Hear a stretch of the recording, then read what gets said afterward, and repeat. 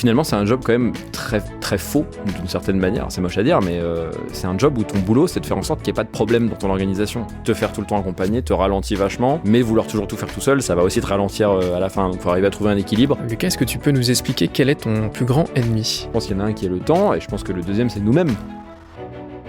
Bonjour à toutes et à tous et bienvenue dans le podcast La Grosse Odyssée. Le concept est très simple, partir à la rencontre des héros du monde pro. Ça peut être des dirigeants, des responsables marketing ou encore des leaders des ventes. Elles ont toutes et ils ont tous un dénominateur commun, celui de vivre la croissance de l'intérieur.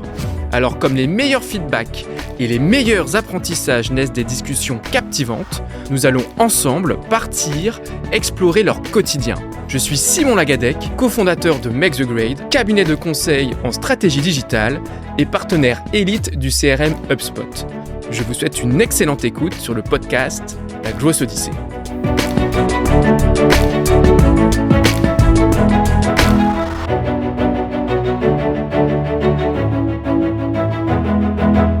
Bonjour à toutes et à tous et bienvenue dans le podcast La Grosse Odyssée. Aujourd'hui, je suis avec Lucas Bédou, CEO de Hyperline. Salut Lucas, comment ça va ? Bonjour Simon, très bien. Un peu fatigué, mais bon, ravi d'être là. Écoute, en tout cas, je suis ravi de t'accueillir. Tu vas voir le fil rouge que j'ai préparé, il est vraiment taillé sur mesure pour toi.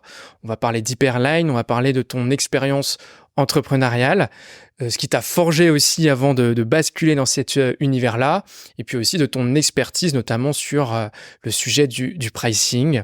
Voilà, mais dans un premier temps, est-ce que tu peux nous pitcher Hyperline et ce que vous faites ? L'exercice difficile à froid comme ça. Hyperline, on a une solution de billing. Qu'est-ce que c'est le billing concrètement ? C'est la gestion de 4 choses. D'une part, ton catalogue de produits et de prix, donc ce que tu vends. D'autre part, la gestion de tes abonnements, si tu en as. Certaines personnes ne vendent pas d'abonnements, mais la majorité des boîtes à qui on vend, nous, ont des abonnements. Donc la gestion de la récurrence, ce que je bille tous les ans, tous les mois, etc. La partie facturation. Comment j'envoie une facture qui est légale dans tous les pays, surtout maintenant avec les nouvelles normes, le invoicing et autres. Et la dernière partie, c'est le paiement, donc la collection, le fait de prélever, que ce soit via des PSP type Stripe, GoCardless, mais aussi via des transferts bancaires en différentes devises, etc. Et l'idée de nous, elle est d'amener ces 4 blocs-là dans une seule plateforme pour éviter la nouvelle maladie qui est d'avoir un outil pour faire chaque petit truc et de devoir tout intégrer. Donc on a une seule plateforme qui permet de faire ces 4 choses-là. Voilà, on essaie d'avoir une expérience la plus cohérente possible d'un bout à l'autre. C'est un sujet que j'ai vraiment hâte d'aborder parce que cette peine-là de la décentralisation au niveau de la facturation, dans les projets CRM qu'on accompagne avec Make the Grade, on le voit vraiment toutes les semaines. Donc voilà, il me tarde d'en parler. Avant de rentrer vraiment focus sur votre métier, votre secteur d'activité, est-ce que tu peux nous réexpliquer, nous raconter un petit peu ton histoire ? Parce que tu n'as pas été entrepreneur toute ta vie, c'est une conséquence de plein de choses. Voilà. Est-ce que tu peux tout simplement reprendre un petit peu ton parcours ? Ouais, c'est bien dit, c'est une conséquence. J'ai jamais réfléchi comme ça. Si on reprend en essayant de faire pas trop long, mais enfin moi j'ai toujours été, j'ai été à l'école, mais c'était pas mon truc. J'ai jamais aimé qu'on me dise quoi faire, quand le faire, etc. C'est un peu le cliché, mais c'est la réalité malheureusement. Et c'est marrant parce que mes parents étaient profs, donc tu vois. Ça devrait pas être comme ça, mais donc j'ai quand même été jusqu'au bac parce que j'avais les capacités de le faire et il fallait avoir le bac. Enfin en France c'est quand même aujourd'hui, si tu peux l'avoir, il faut l'avoir. Et après j'ai essayé de faire du droit, ça a pas du tout marché. Je fais 3 mois, j'ai dit non ça va pas être possible. Et en fait quand tu sors de la fac à 18 ans, en fait, t'as pas de 12 000 choix. Ma mère m'a dit, tu peux arrêter la fac, mais par contre, tu vas travailler. Donc là, les choix pour démarrer un boulot à ce moment-là, t'en as pas 10 000. Et il se trouvait que je savais un peu faire des sites internet pour diverses raisons. Du coup, j'ai un peu trouvé mon chemin petit à petit, quoi, à faire un site internet pour... à l'époque, je bossais pour le CNRS, qui avait un truc au projet au Groenland. J'ai bossé pour Alcatel, j'ai bossé pour des grosses entreprises françaises. Ça m'a permis de dire tout de suite, ça, c'est pas mon monde. Le gros corporate, vraiment pas mon monde. Mais par contre, le dev, si. La partie 1G, ça marchait bien. Le code, ça marchait bien. Et donc, de fil en aiguille, j'ai découvert un peu le monde des startups, via notamment The Family à l'époque, en 2013, qui aujourd'hui fait beaucoup parler, mais à l'époque a quand même beaucoup amené de gens à l'entrepreneuriat. Hein. Ouais, tout se passait par là. Bah ouais, ça nous a fait découvrir de fou des boîtes à l'époque qu'on connaissait pas du tout. Surtout moi qui venais un peu de la banlieue et tout. Et donc ça m'a permis de rejoindre une première boîte, une seconde en Angleterre, Spendesk 5 ans en France, qui est peut-être un peu ma belle histoire, où j'ai rejoint très tôt sur le côté dev, et puis j'ai eu la chance de garder l'équipe jusqu'à la deuxième série C, donc on était 100 personnes en dev, 500 personnes dans la boîte, etc.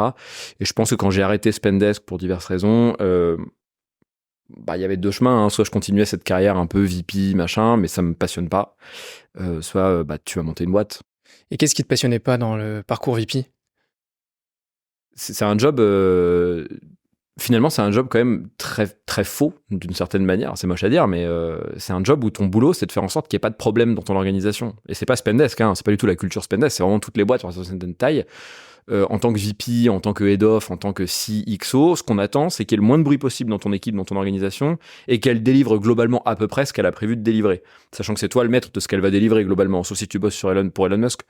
C'est toi le maître. Donc, ton enjeu, c'est de dire, voilà, on va délivrer à peu près ça ce quarter, d'essayer de donner les augmentes là où il faut, de faire en sorte que tout le monde se sente à peu près bien dans son équipe, qu'il n'y ait pas de gros problèmes, pas de gros bugs, et puis d'essayer d'avancer comme ça de trimestre en trimestre. Mais du coup, tu es un peu déconnecté de la réalité j'ai un produit que je vends à des gens qui l'utilisent au quotidien. Et c'est pas du tout cynique de dire ça, c'est juste que tu as une organisation de 600 personnes qui a une certaine inertie, et donc elle va avancer quoi qu'il arrive. Toi, ton rôle, c'est d'essayer de ne pas l'empêcher d'avancer au maximum, et c'est de produire un maximum de valeur en faisant ça, mais c'est pas un job où tu as l'impression d'être vraiment moteur pour l'organisation. Et ouais, moi, les problèmes humains à scale, c'est pas... Tu viens de dire de quelque chose assez intéressant dans ton expérience à Spendesk. Je pense que c'est quelque chose qui t'a quand même énormément forgé. J'aimerais bien qu'on s'attarde un petit peu sur celle-ci. Tu étais Head of Engineering à la fin, puis VP Engineering à la suite, comme tu viens de l'évoquer. Est-ce que tu peux nous expliquer en quoi ce métier consiste et quel était ton rôle? Oui, en fait, ça évolue aussi avec la taille de la boîte. Mais globalement, ton rôle en tant que ce soit Head of, VP, peu importe, le job title, c'est plutôt une question de progression de carrière dans la boîte, mais la responsabilité dans la réalité, elle est plus ou moins la même. En gros, tu as un ensemble de devs, admettons peut-être 100, qui sont découpés dans certaines équipes sur différents rôles et fonctionnalités du produit, en fait. Donc, tu vas avoir une personne qui s'occupe de la facture, une personne qui s'occupe, je sais pas, des cartes, une personne qui s'occupe de machin. Enfin, 5 ou 6 personnes. Et en fait, ces devs-là, ils sont gérés par une personne, elle-même est gérée par une autre personne. Donc, en gros, tu as des strates un petit peu hiérarchiques. Et toi, ton rôle, surtout sur une boîte en croissance qui lève beaucoup d'argent, ça va être de recruter un certain nombre de profils, peut-être 50, 60 par an. Donc, de recruter ces profils-là, de les intégrer correctement dans ton organisation, de faire évoluer l'organisation finalement pour qu'elle délivre un maximum de ce dont on a parlé il y a 5 minutes, donc le moins de problèmes possible, le plus de valeur possible, un équilibre des deux. Et donc finalement, moi au quotidien, je m'assure qu'on le recrutement, on est à l'heure, tu fais rien réellement tout seul. Toi, tu es là pour prendre 3-4 bonnes décisions par jour sur des meetings, en prenant un peu le pouls partout, dire est-ce que le recrutement se passe bien, est-ce que côté dev, on est au bon niveau de qualité, au bon niveau de management, au bon niveau d'exécution, et est-ce que mon orga se porte bien. Donc ça veut dire, est-ce que les organisations sont bonnes? Est-ce qu'il y a des conflits entre les équipes? Est-ce que... Voilà, et finalement, ton rôle, il est là.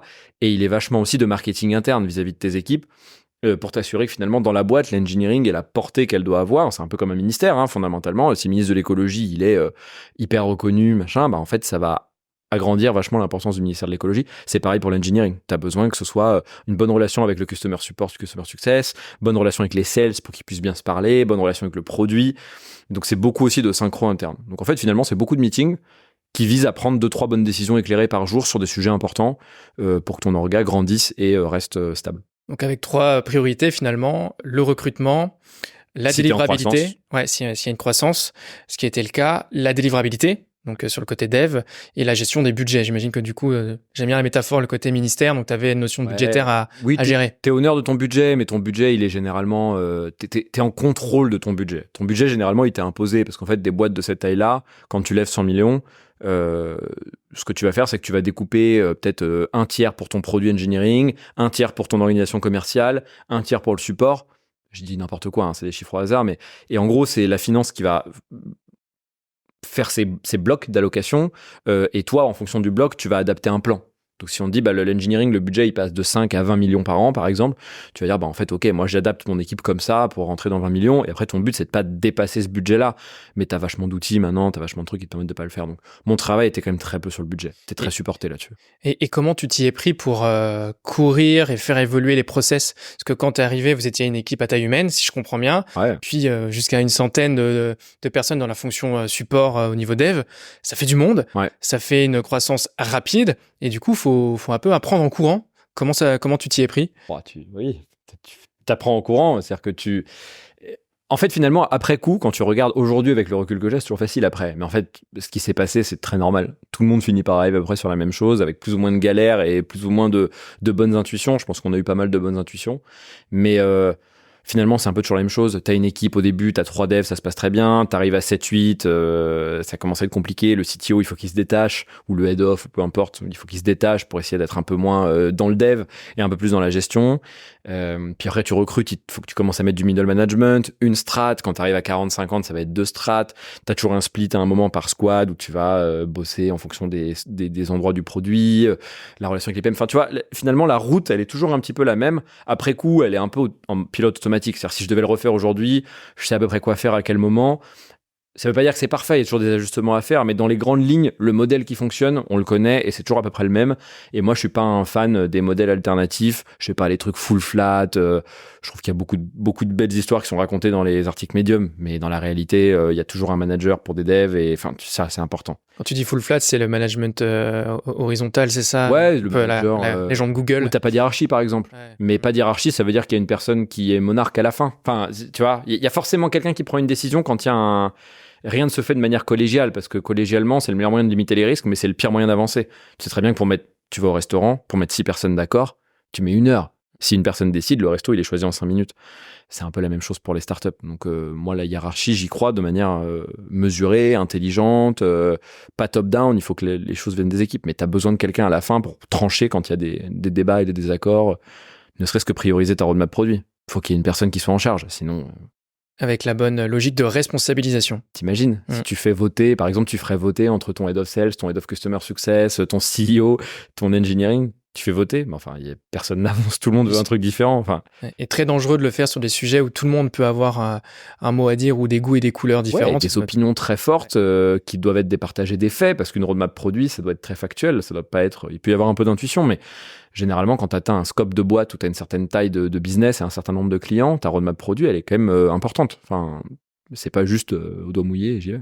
Et d'un point de vue culture, ce que je trouve impressionnant pour clôturer cette petite bulle d'infos Spendesk, c'est que vous êtes quand même plusieurs à être sortis de cette expérience-là, de cette aventure-là, et à avoir fondé votre entreprise ensuite. Donc on parle souvent de la outre mesure de la PayPal Mafia, donc la Spendesk Mafia existe aussi. C'est quoi toi ton intuition par rapport à ça? Qu'est-ce qui a fait que y a des talents comme ça qui ont su développer des projets entrepreneuriaux? Je pense qu'au-delà de mon opinion personnelle sur le rôle de VP, qui n'est pas du tout une réflexion de mon avis sur Spendesk, moi j'ai passé 5 années exceptionnelles, je pense qu'il y avait déjà une boîte où ça se passait bien humainement, c'est bête à dire, mais en fait, les gens s'entendaient très bien, les 20-25 premiers, et même après, mais si tu veux, il y avait cette espèce de... Je sais pas, une bonne osmose, quoi, une bonne entente. Moi, j'ai des gens aujourd'hui, c'est des amis très proches, on est au mariage les uns des autres, enfin, voilà. Donc, déjà, tu rencontres des gens avec qui tu es très proche, c'est-à-dire que tu passes du temps avec eux au bureau, en dehors du bureau. Je pense qu'on avait tous une passion relative, certains plus que d'autres, mais une passion relative pour le monde de l'entrepreneuriat de manière générale. On avait tous été un peu formés à The Family à l'époque. Je pense que le rêve de beaucoup de gens de Spendesk au début, c'était pouvoir être business angel après, machin. Bon, beaucoup en sont revenus après, mais t'avais un peu ce truc-là où il y avait ce truc commun. Et je pense que ce qui fait que Spendesk a créé beaucoup d'entrepreneurs, au-delà de juste cette bonne entente, cette bonne ambiance, c'est que Rodolphe, qui est le CEO de Spendesk, le founder, il a toujours eu un positionnement, enfin moi tout le temps où je l'ai connu, toujours une position de founder à l'écoute et en challenge, plutôt que de founder très top-down, monarchique, tu vois. Et donc du coup, c'est quelqu'un qui s'est entouré de gens qui fonçaient un peu tête baissée. Donc il y avait moi, il y avait Jérémy Goyot qui est assez connu aujourd'hui sur LinkedIn et tout, il y avait d'autres gens qui sont des gens qui naturellement vont aller tout droit et réfléchir après. Et en fait, Rodolphe s'est entouré de gens comme ça. Et lui était là pour nous mettre des limites finalement, nous empêcher d'aller trop loin tout droit et de sauter de la falaise. Et je pense que du coup, il a recruté des gens qui naturellement étaient des entrepreneurs en fait. Des gens un peu zinzin, qui voient moins les obstacles que le résultat et qui du coup vont courir pour y aller. Et je pense que les 10-15 premiers de Spendesk, il y en a peut-être la moitié qui étaient comme ça. Et déjà, ça a fait 7-8 boîtes. Et puis la suite, on a reproduit aussi ces schémas-là, même si à l'inverse, peut-être que nous, du coup, on a recruté des gens un peu plus safe pour nous contrôler aussi quelque part. Donc peut-être que nos direct reports auront un peu moins tendance à monter des boîtes. Mais je pense que c'est ça le truc principal. C'est à la fois, c'était une belle aventure, et il y avait ce côté où tu as recruté des gens qui de toute façon étaient des entrepreneurs de base dans la mentalité, parce que le CEO voulait leur laisser cette place-là, et c'était sa façon de travailler. Tu parles beaucoup finalement de temps pro où tu as été en autodidacte quelque part. Je reprends au début, quand tu t'es lancé dans le dev, tu as appris un petit peu par tes propres moyens de ce que j'ai compris. Quand tu indiques que le côté je fonce tête baissée, je suis dans l'action et après on amènera la couche de structuration, il y a un côté très en autonomie. Comment tu as développé ça? Est-ce que quelqu'un t'y a aidé? Quelle été la place du mentoring dans cette posture? Ouais, je l'ai toujours eu, je pense. J'aime bien réfléchir un peu à ce qui fait que certains se comportent comme si, pourquoi il y en a qui sont très créatifs, pourquoi il y en a qui sont très aptes à se débrouiller. Je pense qu'il y a beaucoup de personnalités. Moi, je me suis toujours débrouillé tout seul. Enfin, j'ai grandi seul avec ma mère. Ma mère, elle avait des compétences sur un certain nombre de domaines, et puis sur d'autres, pas du tout. Je pense à l'informatique, par exemple. Non, mais tu vois, c'est des trucs bêtes, mais en fait... Et du coup, t'apprends que si tu veux que l'ordinateur il marche à la maison, faut que tu comprennes comment l'ordinateur il marche, quoi. Et c'est un peu, t'as pas le choix. Et je pense que c'est un peu ancré en moi, ce côté se débrouiller tout seul. Et je pense que ça m'a même desservi plusieurs fois, parce que tu demandes pas d'aide. Quand t'as l'habitude de débrouiller tout seul, t'aimes pas demander de l'aide, parce que demander de l'aide, c'est un peu un signe que t'as pas réussi, que c'est de la faiblesse, etc. Et je pense que j'ai mis beaucoup de temps à accepter que demander de l'aide était beaucoup plus intelligent que juste s'obstiner à ne pas savoir et à faire des conneries. Je pense qu'aujourd'hui, je suis même à l'inverse exact. Maintenant, je demande tout de suite et j'ai laissé cet ego-là de côté parce que t'apprends avec le temps. Mais c'était ancré en moi et je pense que je l'ai toujours fait sur tout ce que j'ai toujours fait. Et puis j'ai un petit côté tryharder aussi pour parler anglais, mais j'aime bien recommencer 20 fois le même truc sur un jeu vidéo. J'aime bien, voilà, c'est un truc que j'apprécie et du coup je pense que naturellement on a un côté où tu prends un mur et t'as qu'une seule envie, c'est de retourner escalader le mur et passer de l'autre côté. Tu vois, c'est un peu c'est pas malsain, hein, au contraire, mais c'est un peu ce truc où un obstacle, il est toujours. Tu as envie de retourner dessus versus de prendre du recul et d'avancer. Je pense que c'est très dans le caractère. Ok, donc t'as d'autres gens qui se font beaucoup entourer. Enfin, tu vois, moi j'ai des collègues chez Spendesk qui avaient tout le temps des coachs, tout le temps de l'accompagnement. Moi, tu me filais un coach dans les pattes, ça se passait rarement bien. Ok. Après, il y a plusieurs effectivement chemins. Ça dépend vraiment des personnalités de chacun à la base. En tout cas, toi, ça t'a permis de passer de l'autre côté de la barrière et de Ça m'a fait lancer faire beaucoup de bêtises aussi. Hyperline. Et Enfin, du tu coup, vois, plein d'apprentissage. moi, j'ai fait des erreurs d'ego parce que tu penses que tu vas y arriver tout seul parce que tu as toujours réussi tout seul. Et puis en fait, là, c'est trop dur. Je pense que j'ai appris beaucoup sur ma propre, pas dire faiblesse, mais ma propre incompétence. Tu sais, tu vois un mec, tu te dis, de toute façon, toi, tu commences, tu gères 3 devs, et tu te dis, je vois pas la difficulté d'être CTO de Facebook. Facile, tu vois. Si tu m'y mets, je vais figure it out. Ben non, pas du tout. Parce qu'en fait, il y a plein de mécaniques que tu comprends pas, il y a plein de notions que t'as pas. Je pense que c'est de prendre des portes au fur et à mesure qui font que tu apprends ça.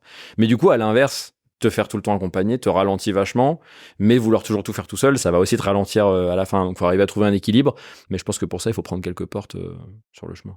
Et justement, comme tu es en situation d'apprentissage constant, par ce côté faiseur finalement, est-ce que tu changes de fusil d'épaule sur certains accompagnements extérieurs? Est-ce que tu as des sujets, tu te dis, je ne les maîtrise pas, pourquoi pas me faire accompagner et puis changer complètement de physionomie par rapport à ça?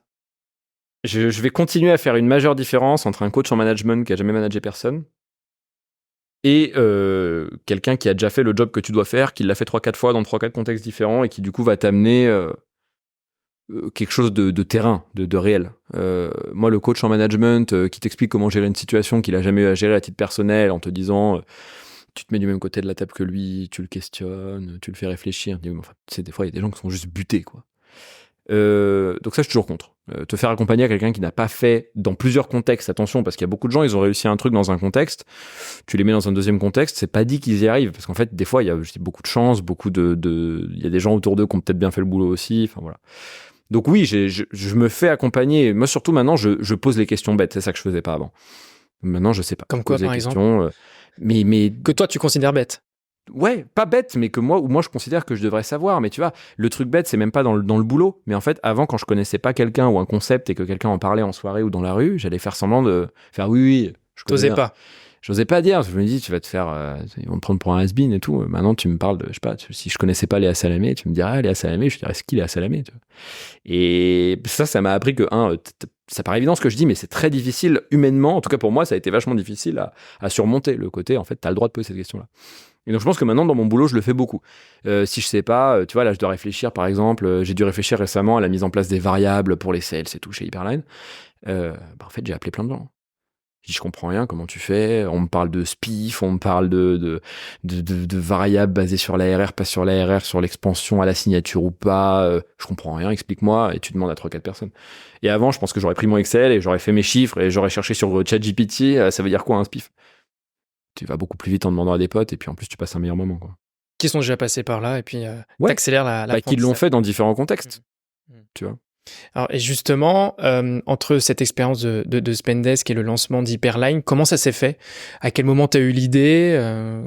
Comment elle a émergé? Est-ce qu'elle a dû faire son bonhomme de chemin depuis aussi? Est-ce que tu peux nous expliquer cette phase-là? Est-ce qu'on veut l'histoire politiquement correcte pour les VC ou est-ce qu'on veut la vraie histoire? Celle que tu veux donner aujourd'hui. Non, la vraie histoire, c'est...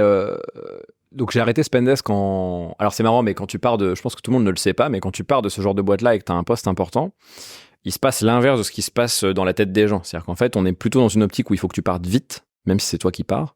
On se dit, bah non, il faut faire une transition, poste important. Mais non, en fait, l'organisation, une fois que toi, tu dois partir, vu qu'elle a besoin que les VP, etc., soient militants de la culture de l'organisation, de la vision de l'organisation, si tu sens qu'un mec part, ça veut dire qu'il a un peu décroché de l'orga, et donc du coup, tu as intérêt à ce qu'il parte tout de suite. Donc en fait, ce que font ces boîtes-là, généralement, c'est qu'elles te mettent quand tu as un poste important, elles te mettent en dispense. Donc elles te disent, écoute, tu pars le mois prochain, le temps que tu annonces à tes équipes que tu fasses ta transition un peu propre. Et en général, c'est un ou des direct reports à toi qui reprennent temporairement le temps que la boîte trouve un remplaçant. C'est ce qui s'est passé chez Spendesk, où c'est à l'époque les directeurs de engineering qui ont repris l'opérationnel de l'engineering en reportant au produit, et ils ont recruté un CTO 6-9 mois après, le temps de le trouver en fait.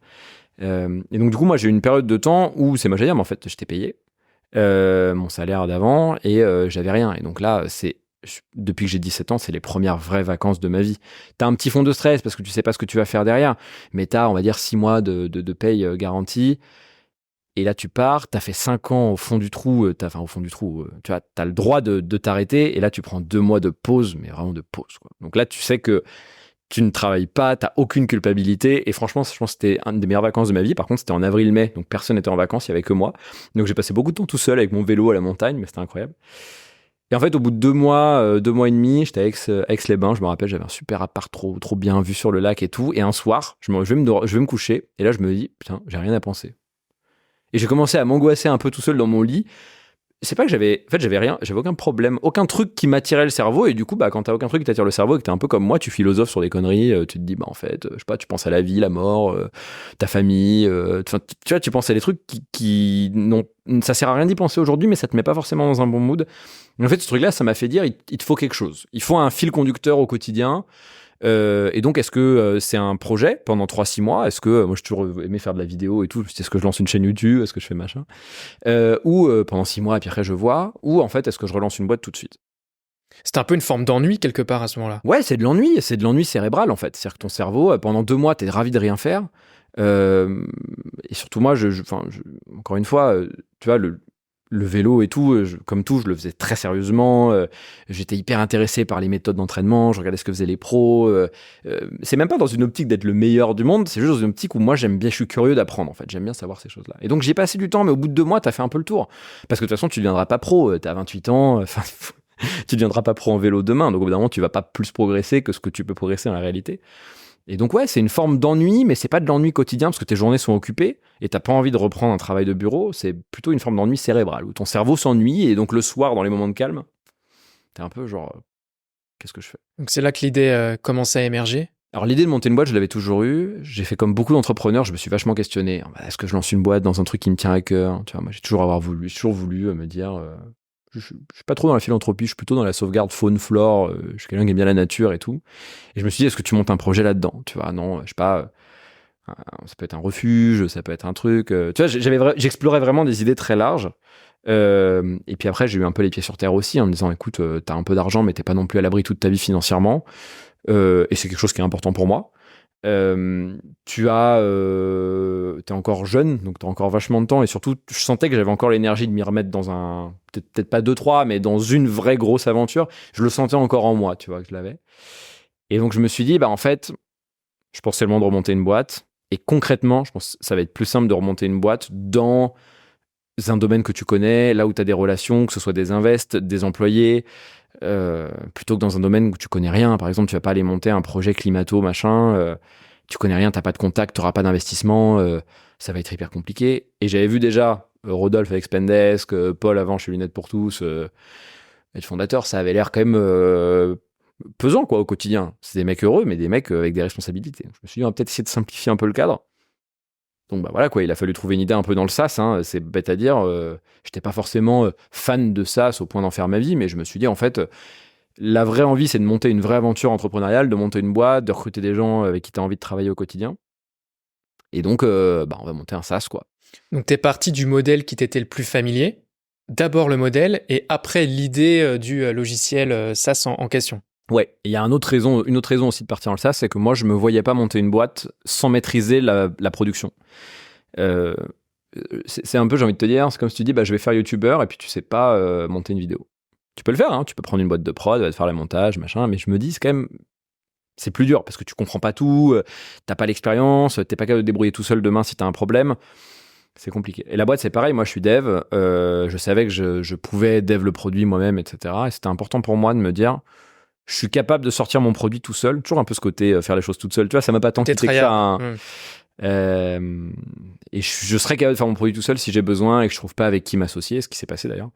Et donc, ça avait du sens. Donc, tu prends le modèle logiciel SaaS, tu te dis, j'ai des compétences en développement, donc c'est ma zone de génie, donc je vais le mettre dans cette optique-là. De maîtrise. Voilà, de maîtrise.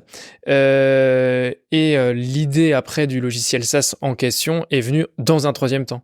Ouais, c'est un truc que j'avais déjà, hein, parce que le billing chez Spendesk, t'étais déjà tombé sur les points de douleur. On avait fait 4 systèmes différents, 3 tools, la même implème, la dernière migration pricing, et c'est pas lié à Spendesk, hein, c'est lié à tout. On a mis Chargebee. Ça nous a pris, 9 mois de faire juste le billing, et puis 2 ans de faire la migration. C'est pas possible. Pour une boîte de ce niveau, avec des devs compétents, tu vois, je comprenais pas le billing. Je disais ça, on a des bons devs dessus. On a vraiment des bons devs dessus. Tu peux expliquer la notion de billing rapidement pour ceux qui nous écoutent ? Ouais, c'est ce que je disais tout à l'heure sur la gestion des abonnements, en fait. C'est-à-dire, je vends des produits à un prix X et Y qui n'est pas forcément le même pour tous mes clients, à des récurrences qui sont pas forcément les mêmes pour tous mes clients, avec des frais qui peuvent être variables aussi adossés à ça. Donc, par exemple, je vends mon abonnement à ma plateforme à 50 € par mois, et puis je vais vendre... des frais d'usage en plus, tu vois. Spendesk, c'était de la dépense. Quand tu dépassais 50 000 €, tu payais en plus. Et ça, il faut le facturer, en fait. Il faut envoyer une facture à la fin du mois, donc il faut faire les calculs. Mais le client A, il est en Allemagne, donc il paye 149 € plus 0,5. L'autre, il est en Italie, donc il paye moins cher, parce que les Italiens payent moins cher, et il paye plus en variable. Enfin, tu vois. Et en fait, c'est ça, le problème. C'est ce système qui a à la fois les règles, qui est facile à opérer pour les équipes revenus quand elles closent un deal, de pouvoir facilement mettre en place le truc, et que derrière, pour les équipes finances, ça se déverse correctement en compta, etc. Donc ça paraît simple, mais c'est une tannée. Et que tu as ton calcul d'ARR, etc., qui ressorte bien de l'autre côté. Sans compter la notion de risque aussi à côté, puisqu'il faut aller chercher les paiements, les relancer. Alors quand ça Spendesk avait un avantage compétitif énorme, c'est que Spendesk, c'est une institution financière, et donc on a l'argent des clients qui est déjà sur Spendesk. Donc en fait, on n'a jamais eu de collection à faire. Ça, c'est un gros avantage d'avoir une banque ou un associé, un truc associé à une banque. C'est que tu peux aller chercher l'argent directement sur le wallet des gens. Donc, si tu n'as pas d'argent sur le wallet, tu ne peux pas utiliser Spendesk. Donc, on n'a jamais eu de problème de paiement. Enfin, très, très peu. Donc, tu avais quand même cette peine-là qui était présente. Donc, 4 fois. Pendant 4 ans, on a toujours parlé billing. Toujours. Donc là, tu pars de zéro. Ouais. Avec le modèle que tu souhaites mettre en place, les points de douleur que tu veux résoudre et tes compétences produits. Et qu'est-ce qui se passe à partir de là ? Ouais, en fait... C'était un peu différent. J'ai été beaucoup contacté par des VC à l'époque parce que y a pas mal de VC early stage qui cherchent des ce qu'ils appellent des ex-opérateurs, donc des gens qui étaient pas founders mais employés dans les boîtes, des ex-opérateurs qui avaient des beaux postes dans des boîtes, donc des bons profils pour monter des boîtes derrière et chez qui vont pouvoir investir. Donc par exemple, il y avait moi, tu vois, profil technique mais qui a eu du management, qui arrivait très tôt dans une boîte super successful en France.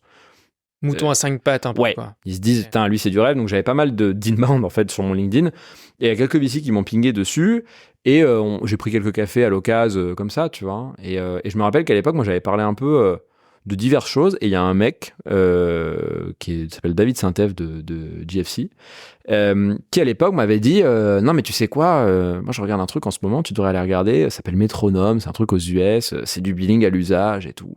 Et il me dit ça, moi je lui avais pas parlé de billing encore du tout, et moi je savais au fond de ma tête que le billing c'était un sujet, une tannée, mais je m'étais pas envisionné en train de le faire. Et en fait j'ai regardé un peu ce que faisait Metronome et je me suis dit putain, je vais pas faire ce qu'ils font, mais il y a un truc à faire dans le billing, tu vois. Et en fait, c'est de là qu'est parti, même si j'avais déjà la réflexion du billing, c'est lui, en fait, qui a, quelque part, validé la thèse que le billing était un truc finançable. Et donc de là, en fait, on est parti. Enfin, tu vois, j'ai cherché plein de trucs, j'ai fait un petit POC à la maison, j'ai fait ma petite API, j'ai bidouillé 2-3 trucs, j'ai dit ok, en fait, je vois à peu près ce que je veux faire. Et puis de fil en aiguille, ça s'est lancé comme ça. Mais la vraie histoire, c'est ça. Donc on retrouve le côté fonceur. Maintenant, j'ai une vision qui se dessine. Elle n'est pas encore complète, cela dit, mais j'avance et on voit ce que ça donne. Je ne vis que comme ça. Je suis parti à Londres en me disant un matin, tiens, je pars à Londres demain. J'adore ça. J'adore ne pas savoir ce que je fais demain. Et là, la boîte, la façon dont ça s'est fait, du coup, c'est que j'ai eu ce truc-là. Après, donc, j'ai fait ma petite API. Je suis rentré à Paris. J'ai rencontré un gars qui s'appelle Anthony Danone, qui est mon premier investisseur. Donc, c'est la personne qui a mis le premier chèque chez moi. Et le gars m'a raconté des histoires pendant 1 heure. Il m'a dit, ouais, non, mais il faut absolument que tu lèves. Tu peux faire le tour comme ci, comme ça. Plus le mec est très beau, très Instagrammable, tu vois. Et je me suis dit, c'est le mec, tu lui fais confiance, mais tu lui fais pas confiance en même temps. Tu sais pas trop. T'as envie, mais t'es pas sûr. Et il m'a dit un truc du style, écoute, je te laisse le week-end pour réfléchir. Lundi matin, si t'es chaud, je te fais une liste de 20 mecs. Donc, il me met 20 super noms de la tech européenne. Il me dit, je te fais des intros WhatsApp. C'est même pas un mail, machin, Non, je te fais des intros WhatsApp, je les connais tous, first name basis. Ils ont investi dans mon fonds, t'inquiète. C'était un vrai fonds, hein, c'était pas un mec. Pour que toi, tu leur pitches ton idée. Pour faire ton premier tour, quoi. Pour investir dans ton idée. Pour investir dans ton truc. Donc pas pour trouver des clients encore pour l'instant, c'est juste sur la base de l'idée. Ouais. Okay. Vraiment pour faire un premier petit tour d'amorçage. Mais en gros, tu fais un tour avec des BA, donc des business angels. Tu fais un petit tour, on lève 500 000 euros. Et puis je te mets un chèque et en échange, je te fais profiter de mon réseau. Toi, t'as ton réseau et à nous deux, on fait le tour. Plutôt alléchant sur la promesse. Oui, mais tu vois, le mec. Et sur une base d'idées. Tu le connais pas. Enfin, je l'ai rencontré une fois dans ma vie. Il présentait très bien, il avait un super track record en Europe, il avait l'air d'avoir des super contacts, mais quand même, tu te dis, il ressemblait pas à Michael Burry de The Big Short, tu vois, enfin, le mec qui a fait le. Donc je me dis, est-ce que c'est pas un arnaqueur qui traite du Bitcoin? Mais pareil, le week-end, je me dis, en fait, Lucas, je prends quand même 2-3 rêves sur lui, et je me dis, en fait, Lucas, c'est le moment où tu dis oui, c'est parti, quoi. Donc après, t'as plus le choix, de toute façon, t'es parti. Donc tu vas pas reculer, tu vas pas rendre l'argent dans 3 mois. Il y en a qui le font, mais tu vas pas rendre l'argent dans 3 mois. Donc là, je me suis dit, écoute, je sais pas si c'est la bonne idée, je sais pas si c'est le bon sujet. J'étais tout seul, hein, à l'époque, j'avais pas de cofondateur, ce qui est. Donc la gestion de risque, elle était uniquement sur tes épaules, donc finalement, en soi. Oui, et puis c'était ma vie, mon choix. Tu vois, j'avais pas d'enfant. Tu vois, ma plus grosse responsabilité, c'était mes plantes. Ça va. J'avais un peu d'argent, enfin, on y va en fait. Et du coup, t'y vas.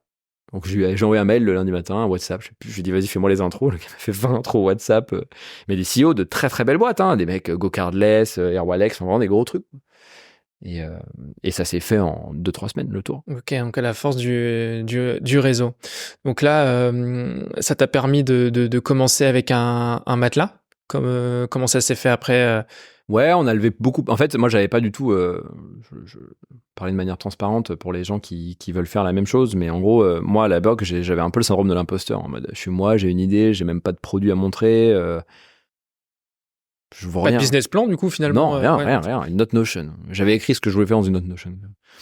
Et moi, je me suis dit, je suis un imposteur. En plus, je savais que j'y allais un peu, pas du tout à l'arrache, parce que j'étais très sérieux sur mon truc, mais j'y allais en mode, j'avais pris une décision en 1 heure le dimanche, quoi. Donc, c'était pas un truc, ça faisait 6 mois que je pesais et tout. J'avais encore 2 mois de prévu de vacances, enfin, donc j'étais un peu un syndrome d'imposteur. Et en fait, le tour a pris de fou. C'est-à-dire que tout le monde était hyper intéressé, les discussions, elles allaient hyper bien. Je sais pas, j'ai dû voir 30 invests en tout, j'ai dû prendre 3 noms. Et je dis pas du tout ça en mode prétentieux, même moi, je comprenais pas trop, j'avais même pas l'impression de devoir justifier. Enfin, tu vois, j'avais juste l'impression de leur raconter l'histoire et tout le monde était genre, ouais, je veux investir.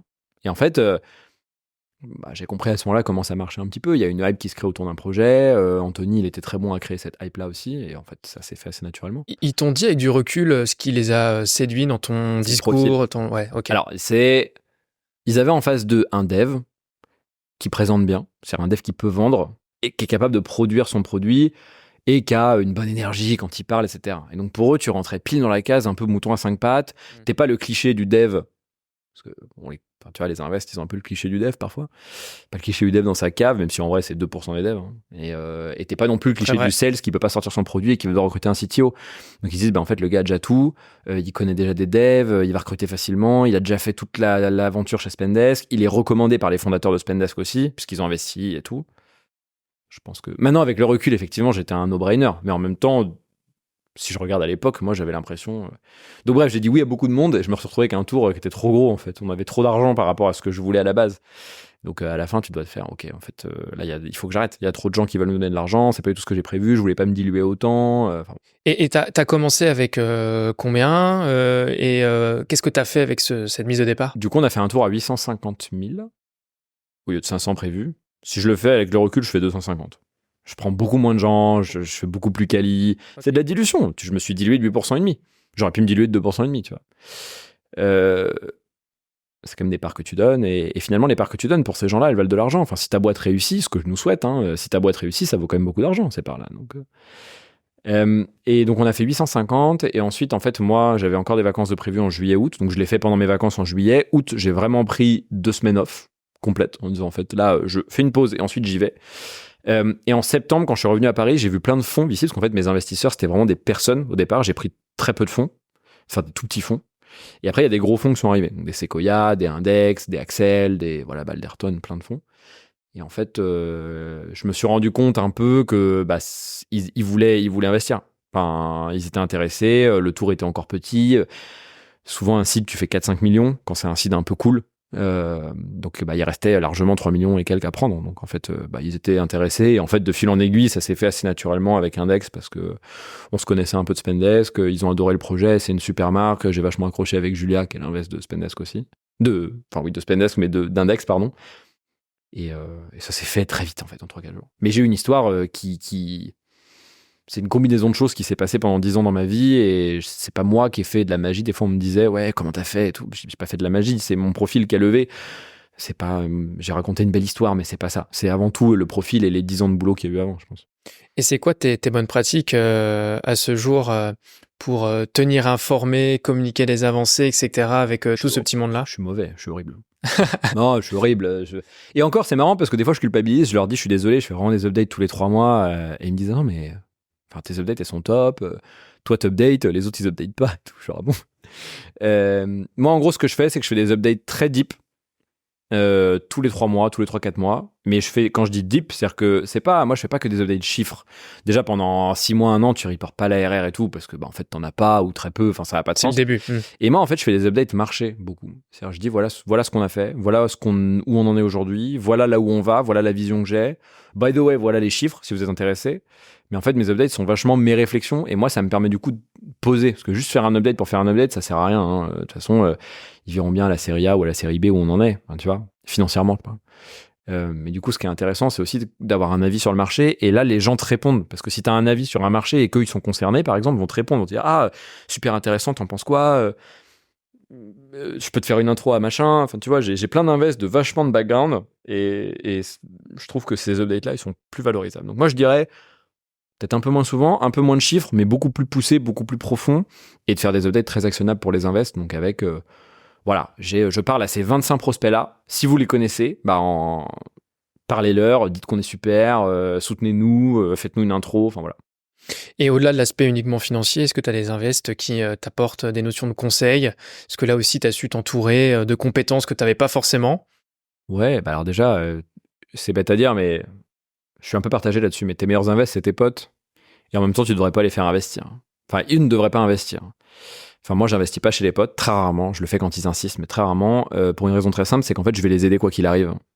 J'ai pas besoin de leur prendre du pourcentage de leur boîte. Enfin, tu vois, ça coûte cher le capital aujourd'hui. L'equity, surtout sur des tours qui sont sursouscrits comme le mien, donc où t'as trop de gens. Ça peut être truc de riche, mais en fait, les gens qui sortent d'Aircall, de Spendesk, d'Algolia, ça leur arrive. Et du coup, mettre tes potes et leur donner, les laisser mettre par exemple 10 000 euros, c'est un cadeau que tu leur fais, honnêtement. Si le tour et t'as des invests qui veulent mettre comme index, c'est leur faire un cadeau, mais en fait, ils vont t'aider. Moi, les gars qui m'aident le plus, c'est les anciens de Spendesk. Et des gars un peu absurdes, je sais pas, j'ai un de mes invests, c'est Nico Rosberg, le pilote de Formule 1. Et je l'ai pris vraiment en mode, ça fera des perks employés, il peut venir faire un petit speech une fois de temps en temps, il peut inviter les gens, et il a délivré de fou. C'est un des invests qui Sur répond quoi, par exemple? C'est un des invests qui répond à tous mes mails. Mais vraiment à tous mes mails. Dès que j'envoie un mail à Invest, il répond tout de suite. Je sais que c'est lui qui répond parce qu'il fait plein de fautes en français. Donc tu sais que c'est lui qui répond. Il commente sur LinkedIn. Tu vois, quand on a annoncé la levée de fonds et tout, quand on a lancé des projets, on demande à ce qu'ils postent sur LinkedIn nos invests. Il y en a 3 qui postent, dont lui. Tu vois, c'est quand même des mecs... Et donc il a bien compris ce métier-là. Moi, j'ai pu aller à Monaco. Il a invité mes employés au Grand Prix. Enfin, tu vois, c'est trop cool. Mais il m'a appelé le soir, il me dit, ouais, j'ai une chambre d'hôtel, 2 billets d'avion, tu veux qu'ils viennent, appelle-les. Enfin, tu vois, et donc c'est un mec hyper investi dans sa mission par rapport à d'autres gens qui en fait n'en ont rien à faire. Ils veulent un reporting tous les 6 mois, ils te parlent jamais, ils te répondent pas. Quand tu leur demandes de l'aide, ils disparaissent. Donc oui, moi je suis pour t'entourer de gens qui sont vraiment motivés par l'idée d'investir et pas seulement par l'idée d'avoir un ticket de plus. Tu vois, et Rosberg, c'est ça, il avait peut-être 15 tickets, il voulait s'exposer dans ce milieu-là, il avait un objectif très clair. Et du coup, je trouve que c'est plus intéressant d'avoir des gens comme ça, parce que finalement, le Grand Prix de Monaco, pour les deux qui y sont allés, c'est incroyable. L'expérience devait être folle. Enfin, eux, tu vois, je vais pas dire qu'ils en doivent une à la boîte, mais quelque part, ils ont ce côté... ils ont eu une expérience de fou qui leur a permis cette boîte et ils le raconteront dans le futur, au prochain podcast. Donc non, moi, je recommande de s'entourer de gens divers. T'entoures pas des gens qui sont CEO dans ton space, ils ont pas le temps. T'en prends 2, mais... Le CEO d'Airwallex, de Plaid, de TrueLayer, de Revolut, ils ont pas le temps de te parler. Et ils sont sympas, hein. Quand je passe à Londres, ils m'accueillent, machin, mais on prend un café, mais ils ont pas le temps de te parler. Rosberg non plus, tu me diras, mais il fait l'effort. Et justement, quand toi, tu es dans la posture de leur faire un update, c'est quoi les métriques que tu leur présentes ou qu'ils te demandent Ça dépend du stade de la boîte. Ça dépend du stade de la boîte. Au début, tu es beaucoup dans du produit, qu'est-ce que tu as shippé, tes bêta-testeurs, le feedback qualitatif. Après, tu rentres dans une phase de business et là, les métriques, c'est beaucoup plus. Alors moi, de toute façon, j'ai appris là-dessus encore un nombre de plâtres que j'ai essuyé en 1 an, mais j'ai appris que je savais pas vendre, enfin, clairement, et que je savais pas gérer un process commercial. Je l'ai vu chez Spendesk, mais entre le voir et le faire, il y a une vraie différence. Et maintenant, le reporting, c'est... Alors, c'est toujours compliqué de reporter sur le revenu parce que les bruits sortent et du coup tu veux pas toujours même si ton revenu il est très bon, tu veux pas toujours que tes chiffres sortent parce que tu veux garder le narratif là-dessus, le contrôle, mais en général tu vas quand même reporter sur les objectifs, le net new, donc en gros ce que tu rentres tous les mois de nouveaux revenus, sans peut-être reporter sur le revenu global, mais ton net new sur les 3 derniers mois moyen par exemple, voilà, tu vas dire je sais pas, on rentre 100 000 par mois sur les 3 derniers mois en moyenne ou quelque chose comme ça. Nombre de clients, nombre de churn et GMV, nous on reporte pas mal sur la GMV parce qu'on processe on prend un pourcentage du volume et donc du coup quand on fait je sais pas 10 millions de processing, on va reporter 10 millions sur un mois. Ok, GMV tu peux expliquer pour ceux qui... GMV c'est en gros c'est le total de capital qui transite via ta plateforme. Donc en Stripe dit GMV, c'est combien ils ont processé de transactions. Et donc du coup Stripe va prendre en moyenne 0,8% de leur GMV. Et tu disais à l'instant que t'étais pas vendeur. Je sais pas si j'ai bien compris. Aujourd'hui, t'es au sales chez Hyperline. Oui. Tu participes au deal. T'allais pas vendre la boîte. Non, je suis pas vendeur de la boîte. Non. Est-ce que tu participes vraiment? Est-ce que tu as la casquette de vendeur? Oui. C'est quoi ta position par rapport à ça? Tous les calls. Tous. Je pense qu'il n'y a pas un client qui m'a pas parlé aujourd'hui. Ouais, ok. Combien de clients vous avez à la louche? Une grosse 60aine. Ok. En combien de temps? On a commencé à vendre, on a eu des bêta-testeurs jusqu'en décembre. On a fait des super mois, janvier, février, mars, avril. Mai va être vraiment bon, je pense aussi. Mais le début a été difficile, comme toute boîte. Pour percer. Un outil de billing, c'est un enfer. Moi, je refais jamais ça. C'est un enfer à construire. Mais du coup, long. C'est plutôt très positif parce que en peu de temps, c'est quoi vos cycles de vente moyens aujourd'hui? Ça doit être... Ça dépend, mais ça va être 3-4 mois en général. C'est assez long. Okay. C'est des paniers qui sont plus gros aussi. Ouais. C'est qui les fonctions avec lesquelles vous devez aller? Il y en a plein. Titiller. On a 5 ou 6 personas. À la base, Hyperline, c'est un produit qui s'adresse plutôt aux ops et à la finance. Ok. Donc, soit RevOps, qui opère Salesforce, machin. Okay. Soit la finance, quand tu as une finance forte dans certaines boîtes, on vend au CFO, à la finance manager, etc. Donc, on a un produit qui est quand même assez financier. Mais parfois, on a aussi des devs. Tu vois, j'ai des clients, on a un produit qui est ouvert, donc tu peux sign up aujourd'hui. Là, tu peux y aller toi demain et créer un compte et commencer à l'utiliser.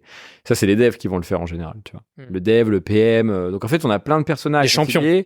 Ouais, c'était champion, mais c'est aussi parfois les decision makers. Tu vois, on a un gros compte en ce moment à qui on parle, qui j'espère va signer avec nous. C'est les devs qui décident. Et on parle de gros montants, et c'est les devs qui décident, qui ont la décision dessus. Donc, c'est important. Et c'est quoi les 5-6 personas phares que vous travaillez et c'est quoi leur étiquette? Les personas, on les a pas trop nommés encore, je veux pas leur donner des prénoms, mais en gros... les fonctions juste. Ouais, on a le RevOps, Nous, on aime bien le RevOps un peu explorateur, tu vois, celui qui est curieux, qui bidouille des tools. On a le CFO à l'ancienne. Ok. On a le CFO nouvelle génération. Donc, le CFO à l'ancienne, c'est plutôt le gars qui est sur du Word et qui dit, bon, les gars, faut mettre un truc en place, logiciel comptable. Lui, il va être dur à convaincre en général, mais une fois qu'il est convaincu, il t'embête pas. Tu vois, il te parle pas sur le chat, il fait ses factures et basta. T'as le CFO nouvelle génération. Lui, il a déjà Agika, Penny Lane, machin. Il a déjà 18 tools différents. Il veut voir comment ça se truc. On a des fondateurs de boîtes. Tu vois, on a des boîtes aujourd'hui, des clients, je sais pas, je pense à par exemple des trucs genre Scalability, Arsas. C'est des boîtes qui marchent bien et en fait, le fondateur est toujours hyper hands-on sur l'opérationnel parce qu'il veut décharger ses équipes et donc c'est lui qui gère toujours les factures et tout. Ce qui est un choix, hein, tu vois. On a les devs et les PM. Ok. Donc on a du monde, hein, tu vois. Et le problème, c'est que si tu parles à la finance, donc tu utilises des termes très techniques dans ton produit, tu repousses le dev. Le dev, il veut rembourser un client, il veut pas créer un avoir. Tu vois, parce que toi, tu sais peut-être ce que c'est un avoir parce que tu as une entreprise, mais un mec qui n'a pas une entreprise, il sait pas ce que c'est un avoir, il sait pas comment ça marche. Il connaît l'avoir du ticket resto, du panini, tu vois. Donc il y a un entre-deux à faire. Nous, on doit avoir un produit multi-personnalité qui est pas évident. Les services juridiques, peut-être non, pas du tout. Ils interviennent pour valider dans des grosses boîtes ou sur des deals régulés, sur des institutions financières notamment. Mais en général, ils nous embêtent pas. Surtout que nous, on est en train de passer les SOC 2, ISO 27001, toutes les normes de compliance, machin. Donc en fait, une fois qu'ils savent qu'on est en process pour ça, qu'on a la doc, une fois que t'es SOC 2, ils t'embêtent moins. C'est quoi les tailles d'entreprise idéales, éventuellement les verticales que vous adressez Nous, en ce moment, on vend surtout à du SaaS qui fait entre 2 et 15-20 millions de revenus. Ok. On pousse plus haut ces derniers temps. On va chercher des boîtes qui font plus de volume que ça. Mais notre bread and butter, comme on dit, c'est les boîtes entre 2 et 15, 2 et 20. Ok. Curieux de savoir si vous continuez d'aller chercher des ICP plus élevés. Quand arrivera le légal dans la boucle? Souvent, 10 millions, on les voit arriver de manière systématique. Ça dépend vachement. Tu vois, notre plus gros client aujourd'hui en termes de volume processé, c'est les devs qui ont pris la décision. Il n'y a pas eu le légal, il y a eu un steering committee en interne, on nous a jamais trop demandé grand-chose. Ça dépend vraiment des boîtes, de la mentalité, du pays d'origine, de est-ce que eux sont SOC 2 ou pas aussi. S'ils sont SOC 2, il faut que tu sois SOC 2. Enfin, tu vois, t'as plein de trucs comme ça. Tu peux l'expliquer ce terme-là pour... SOC 2, c'est des normes. C'est des normes d'entité qui visent à dire que la sécurité de tes données, tes process en cas de problème, en gros, tu as une 60 ou 65 documents de procédure à avoir construits pour réguler tout un tas de choses dans ton organisation, qui accède à quelles données, etc. Et en gros, c'est des normes qui te permettent de dire je suis une entité sérieuse, tiers de confiance, qui ne risque pas d'échapper ta donnée, et qui n'a pas de process interne qui peuvent conduire à des malversations, des vols et des arnaques, quoi. En gros, c'est un peu ça. Mais t'en as plein, hein, des trucs comme ça. Et puis après, t'as des différentes gradations. T'as SOC 1, SOC 2, SOC 3. Et en fonction du type de business que tu es, Stripe et SOC 3, je crois. Enfin, tu vois, t'as plus ou moins de périodes d'observation. T'as plus ou moins des normes complexes. Mais c'est des process horribles, hein. Enfin, c'est long. C'est relou. Et tu parlais de logique d'internationalisation. Comment vous fonctionnez aujourd'hui? Hyperline, c'est juste disponible en France. Vous avez plusieurs pays. Comment tu fais pour gérer le billing dans les différents pays? On a 60% de nos clients en France. Ce qui paraît beaucoup, mais en fait, pour une boîte purement française, c'est pas tant que ça à notre taille.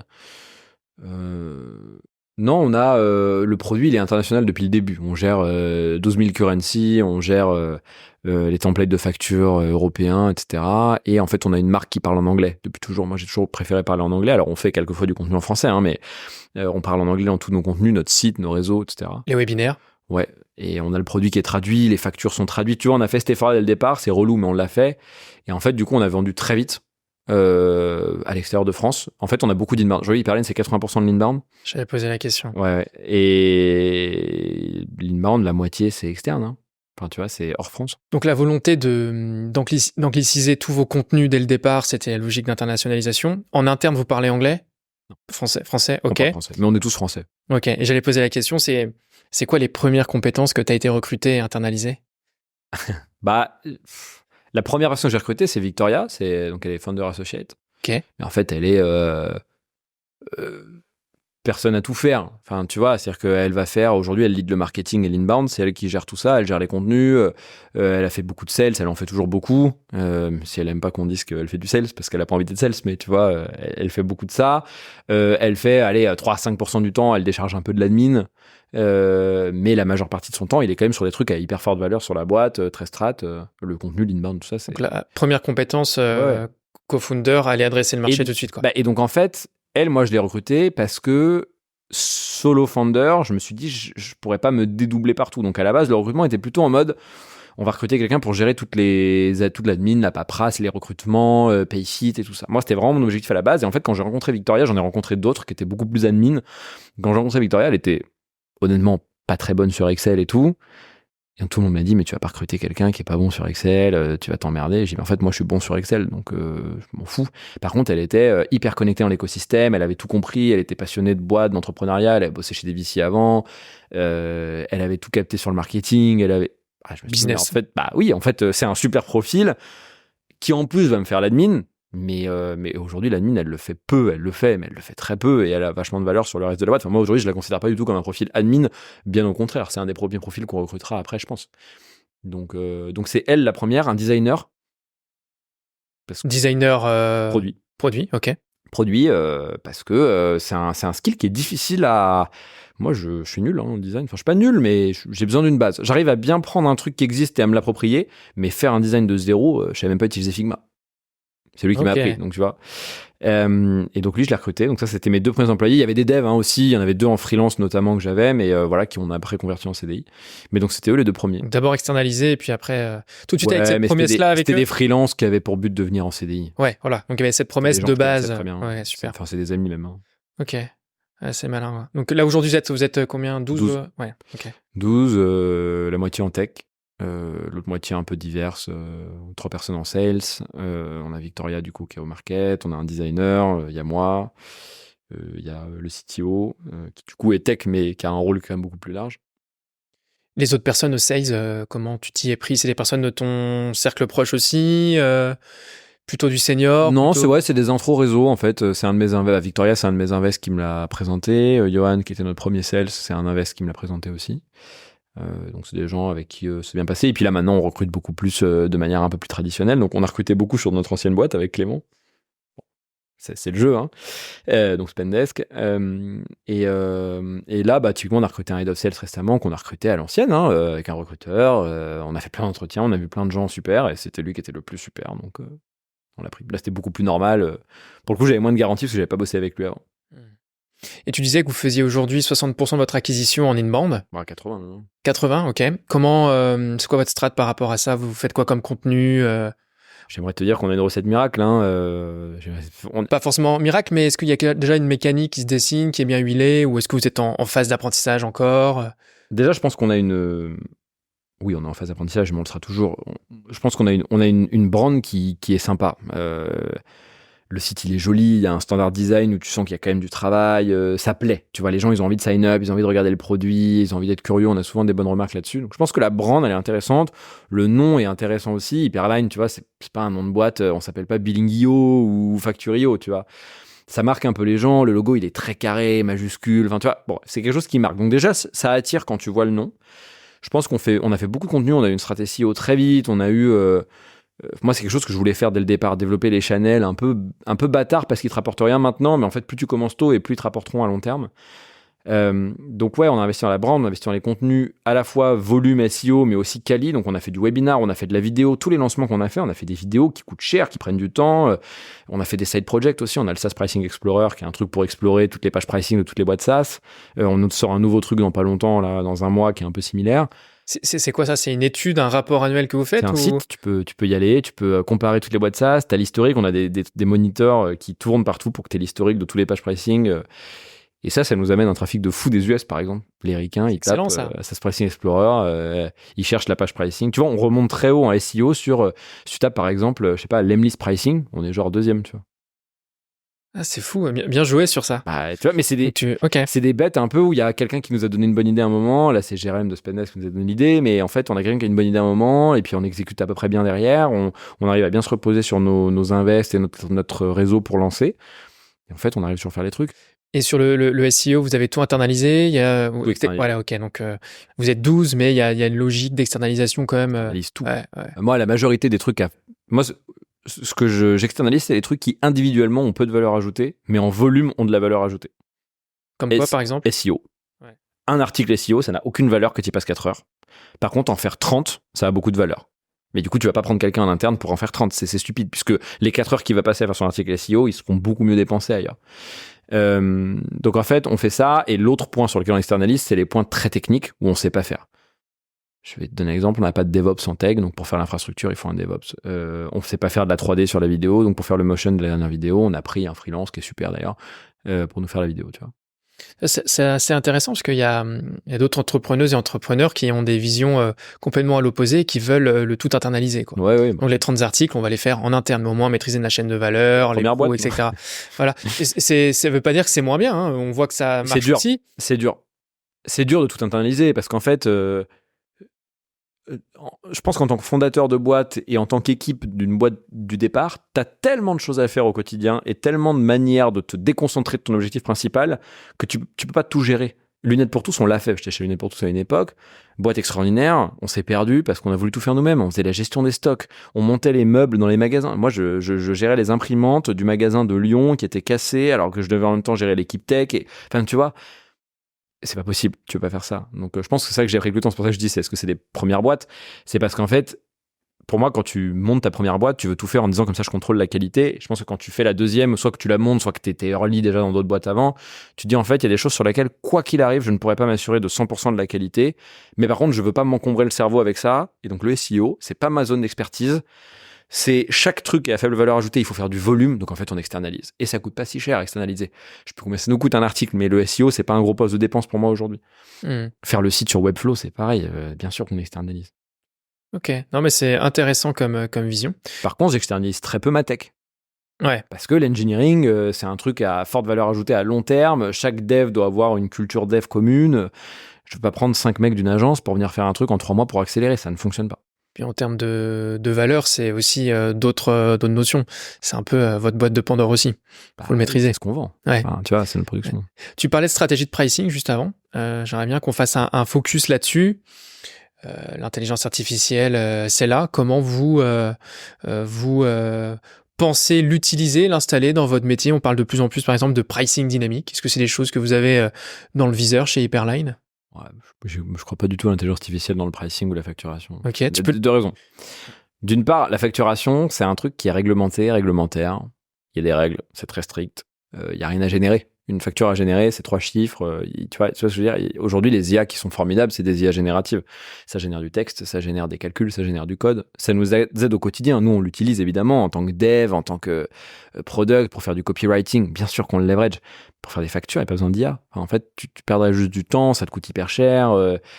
T'en as besoin de l'autre côté pour faire peut-être de la reconnaissance d'image, de la reconnaissance de caractère. Mais nous, aujourd'hui, générer du facture, c'est un taf qui n'a pas besoin d'IA. Là où on pourrait ajouter de l'IA demain, sur de l'analyse de données, c'est sur de la recherche. C'est-à-dire, c'est pour interagir un peu différemment avec le produit et dire, voilà, montre-moi mes 6 customers qui ont des problèmes.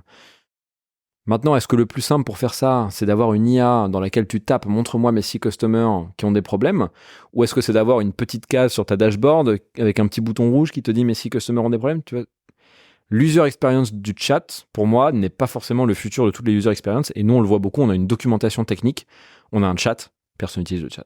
Tout le monde clique, cherche, parce que ça va plus vite en fait. Ça va toujours plus vite de parcourir un annuaire que de demander un truc random où tu sais pas exactement quoi demander, tu sais pas exactement le wording. Évidemment, si tu cherches le nom, tu le connais, c'est déjà facile. Mais...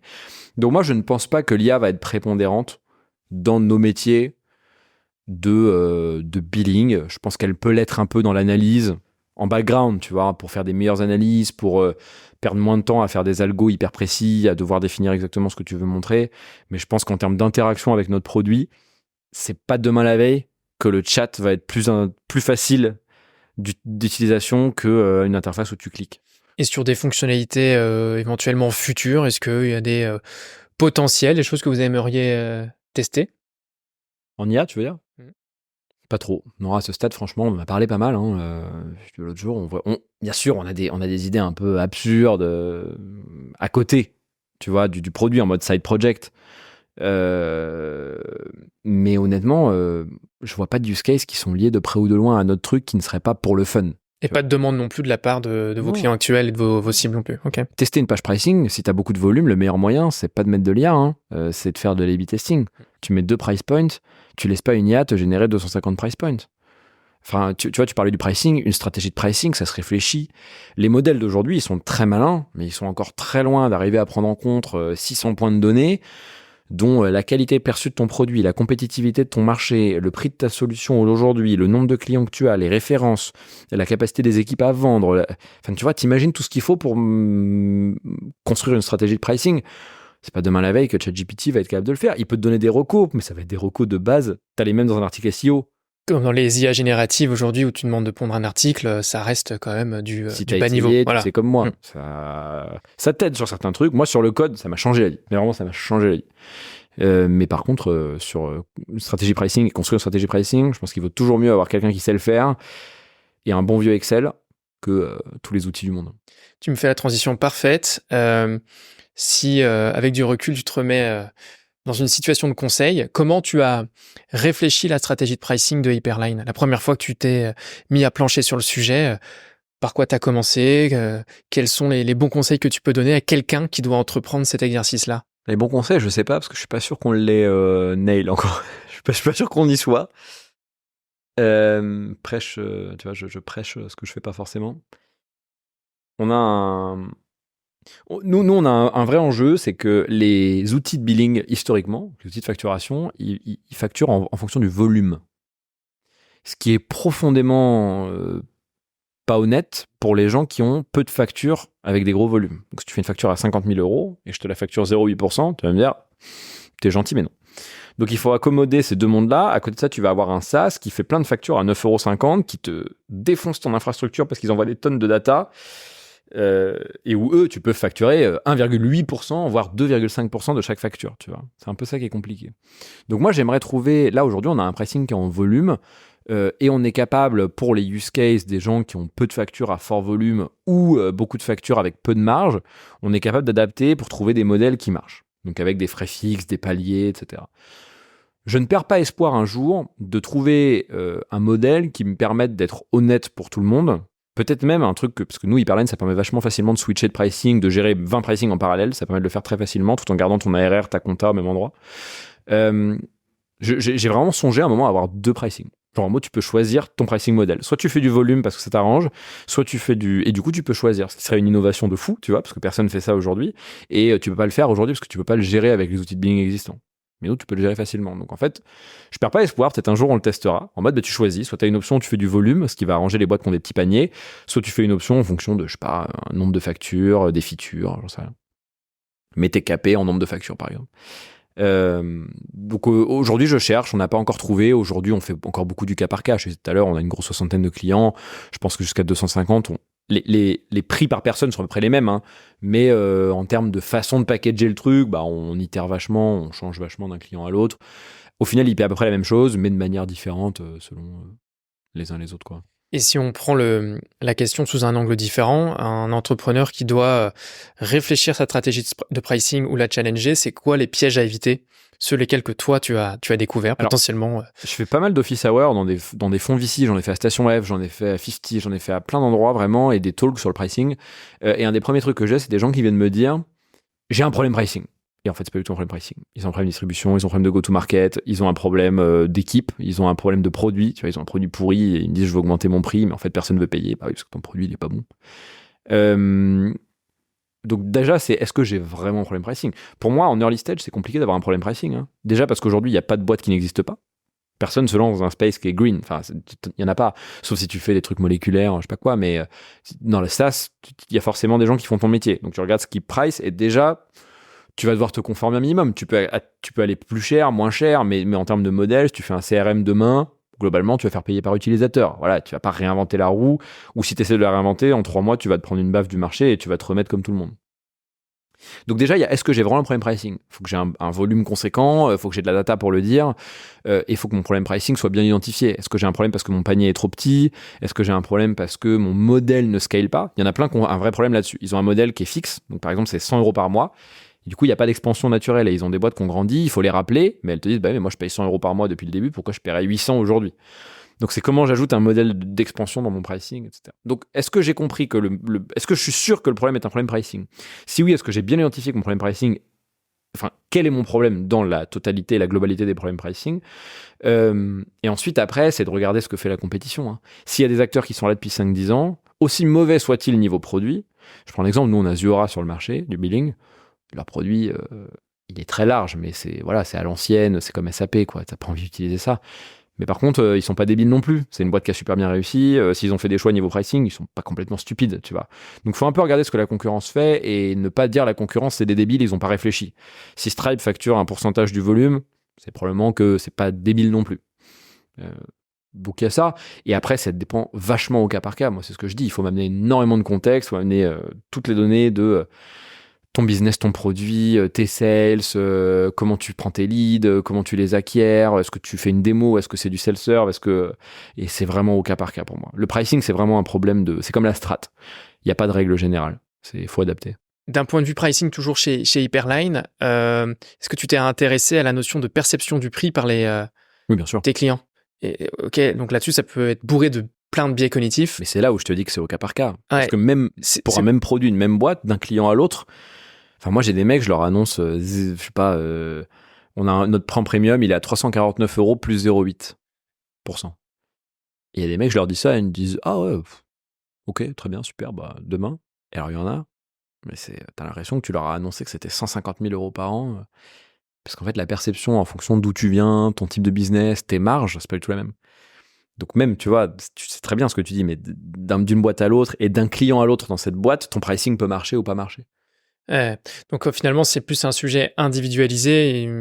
Oui, mais en même temps, ou alors, il faut une tonne de data pour pouvoir en faire. Ouais, mais en même temps, on n'est pas une compagnie aérienne. Je peux pas vendre le même billet au double du prix d'un client à l'autre. Je peux pas dire, bah toi Bertrand, tu vas payer le produit 100 € et toi Michel, tu vas payer le produit 800 € alors que tu as accès à la même chose. Tu vois, ça fonctionne pas. Donc t'es obligé c'est ça qui est dur, je pense, au début, c'est d'être capable d'éliminer les clients de différencier là où toi tu merdes ton pricing et tu veux aller trop haut, ou alors il est mal expliqué, du client qui ne devrait pas être ton client. Parce qu'en fait, nous, on a eu un deal récemment où la boîte, à la fin, nous a dit, mais en fait, moi, mon budget, c'est 50 € par mois. Je dis, mais en fait, il faut pas qu'on se parle. On va travailler ensemble. Ah bah non, parce que nous, pour les volumes que cette boîte-là est là, c'est du truc de containers, qui envoie des containers sur des bateaux et tout. Pour les volumes qu'ils ont, on était plutôt à 10-15 000 € par an, tu vois. En fait, on peut pas se parler. Et du coup, elle est OK avec la contrainte d'avoir un logiciel qui envoie juste des factures, elle les fait à la main, un truc de compta, et c'est très bien. Mais du coup, il faut pas lui parler tout de suite, mais j'ai pas un problème de pricing parce que je peux pas vendre à cette personne-là. Dans les stratégies marketing de logiciels SaaS, les pages web pricing, elles sont hyper importantes et clés. C'est quoi les bonnes pratiques que tu recommandes pour structurer les siennes?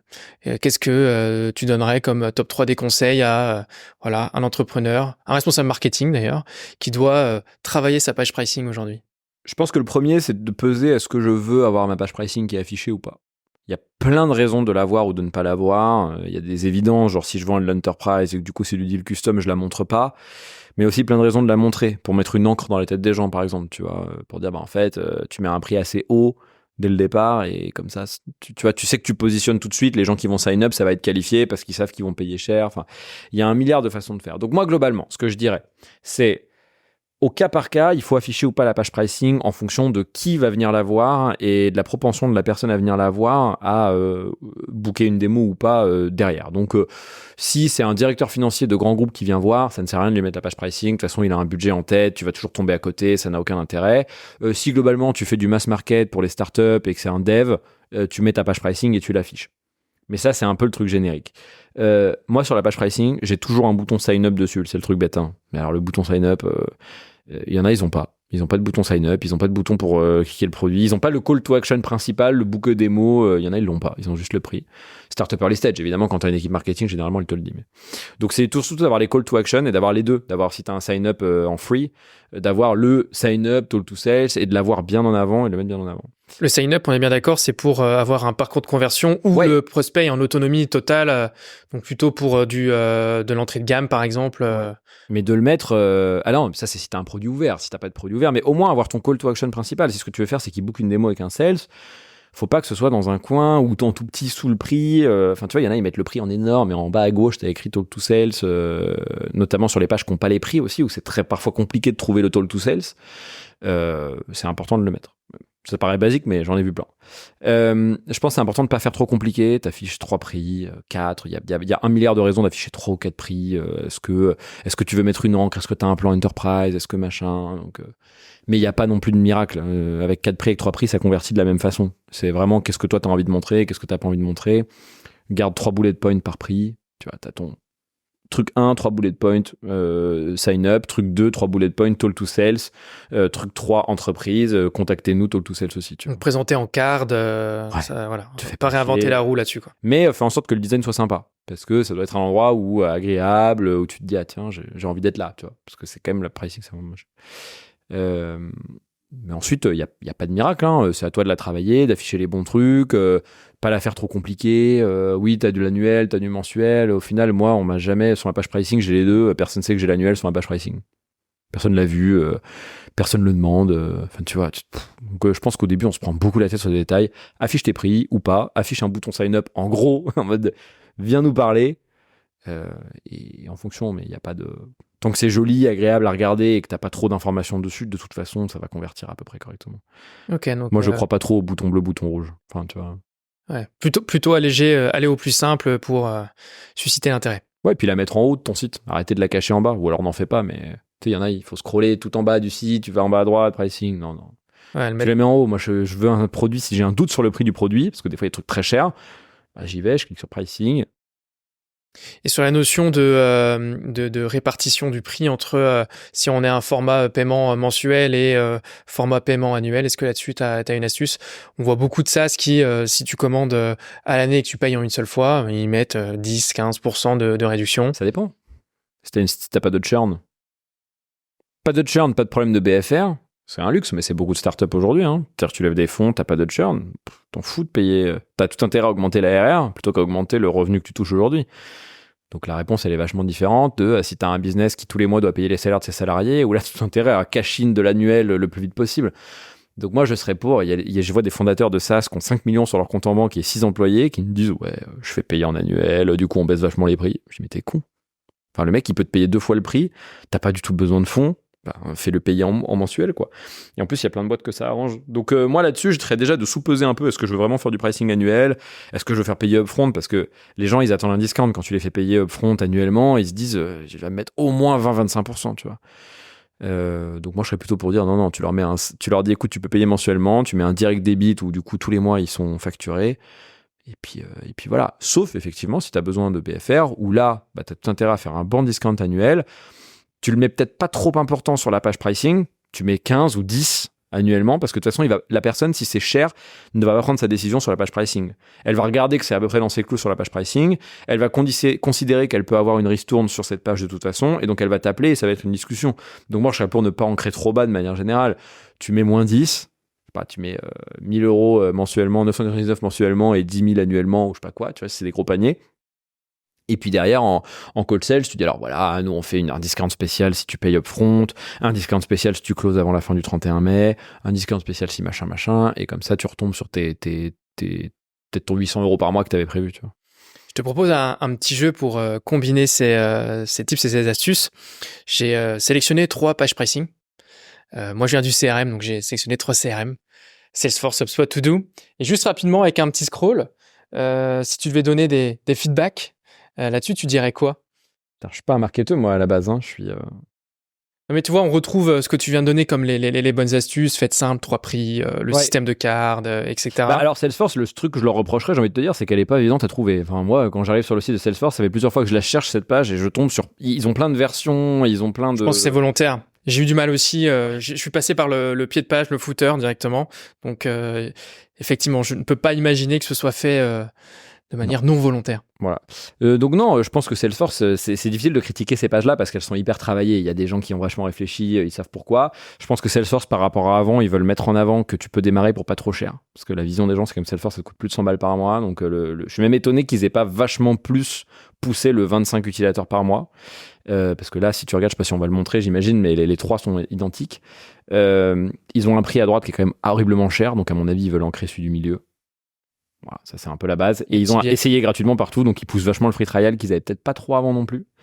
Et surtout, elle est vachement au goût du jour. Il y a des ombres, il y a des petits gradient pastel, il y a des petits trucs. Donc, ils ont fait un petit effort pour. Je pense qu'ils veulent se montrer à un utilisateur un peu plus start-up, un peu plus moderne, etc. Beaucoup. Après, sur le reste, elle est simple, elle est claire. Ça, c'est Salesforce, quoi. Les bonnes pratiques. Ah, le facturation annuelle, ça, je l'aime bien. Le petite douille, ils mettent en tout petit. C'est 80 € par mois, mais facturé annuellement. Ça, moi, j'aime pas. Mais ça marche très bien. Donc, Du coup, t'as un prix d'appel vachement bas. Ah, tu vois, ça, j'avais pas vu. Ils ont différentes cartes, ils ont Ça, je comprends pas pourquoi ils mettent ça, tu vois. Qui scrolle. Enfin, tu vois, moi, j'ai pas scrollé. Et pourtant, je suis pas client Salesforce, donc je pourrais regarder, tu vois. J'ai pas scrollé. Donc, toi, t'es plutôt fervent défenseur de afficher toutes les informations sur le même encart, quoi. C'est-à-dire pas d'effort de scroll. Enfin, si tu regardes, c'est marrant, Salesforce, ils ont un free trial. Donc, il y a un essai gratuitement à 330 € par mois par utilisateur, facturé annuellement. Tu crois que quelqu'un va prendre un free trial de ça sans parler à un sel de Salesforce? Enfin, on parle d'un panier énorme, c'est pas possible. Ça, pour le coup, je comprends pas pourquoi ils font ça. Ok. Après, donc... je critique, c'est facile. Hein. Oui, non, bien sûr. C'est pour dire des choses intéressantes dessus. Hein. L'idée, de toute façon, c'est d'être en posture feedback là-dessus. Tu as quand même un peu de recul. Là, changement d'univers. HubSpot, donc avec une page pricing très très fournie. Ouais, très fournie, très pas forcément clair en termes de ce que tu payes. Salesforce, tu sais que tu payes par utilisateur, point. HubSpot, il y a des prix complets, il y a le 792 € par mois avec des licences, il y a des trucs marketing, il y a des trucs plateforme sales. Tu vois, moi l'autre jour, je cherchais le pricing d'HubSpot pour juste le CRM sales. Ben, alors à trouver, faut creuser quoi. HubSpot, je pense qu'ils ont un vrai travail à faire de simplifier un peu l'accès à leur pricing parce que beaucoup de gens se disent HubSpot et Salesforce c'est cher, mais à quel point c'est cher ou pas cher? Je pense qu'HubSpot de manière générale se positionne comme moins cher que Salesforce sur la partie purement CRM Sales, mais tu le sais pas aujourd'hui. Et du coup, je pense qu'ils ont un vrai travail à faire pour clarifier un peu ça.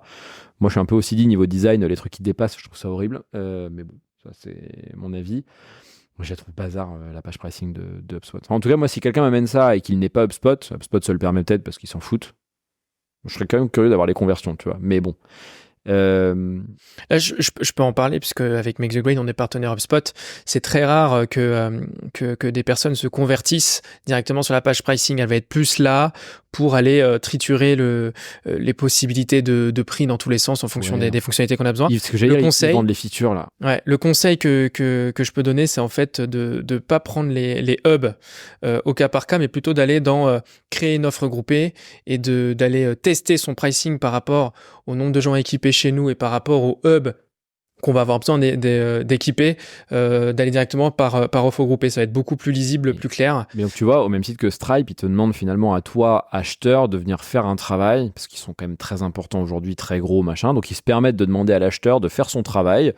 Tu vas regarder combien ça te coûte, etc. Et je pense que c'est ce que Salesforce essaie justement de changer un peu là. En mode, ils ont peut-être compris que maintenant, la nouvelle génération, elle décide beaucoup plus vite et elle décide beaucoup plus en mode, tiens, je prends ça et puis j'y vais.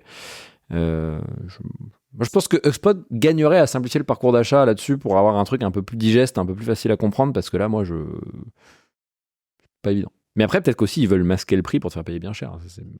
Et le dernier que je veux te montrer, c'est Odoo. Donc Odoo, il se positionne en pas cher. Qui a un autre positionnement, hein, c'est clair. Hein. Donc là, on a eu Salesforce, HubSpot, qui gagne de plus en plus sur Salesforce, et du Odoo, donc solution CRM aussi, pas que. Ils font plein de trucs, Ils font tout.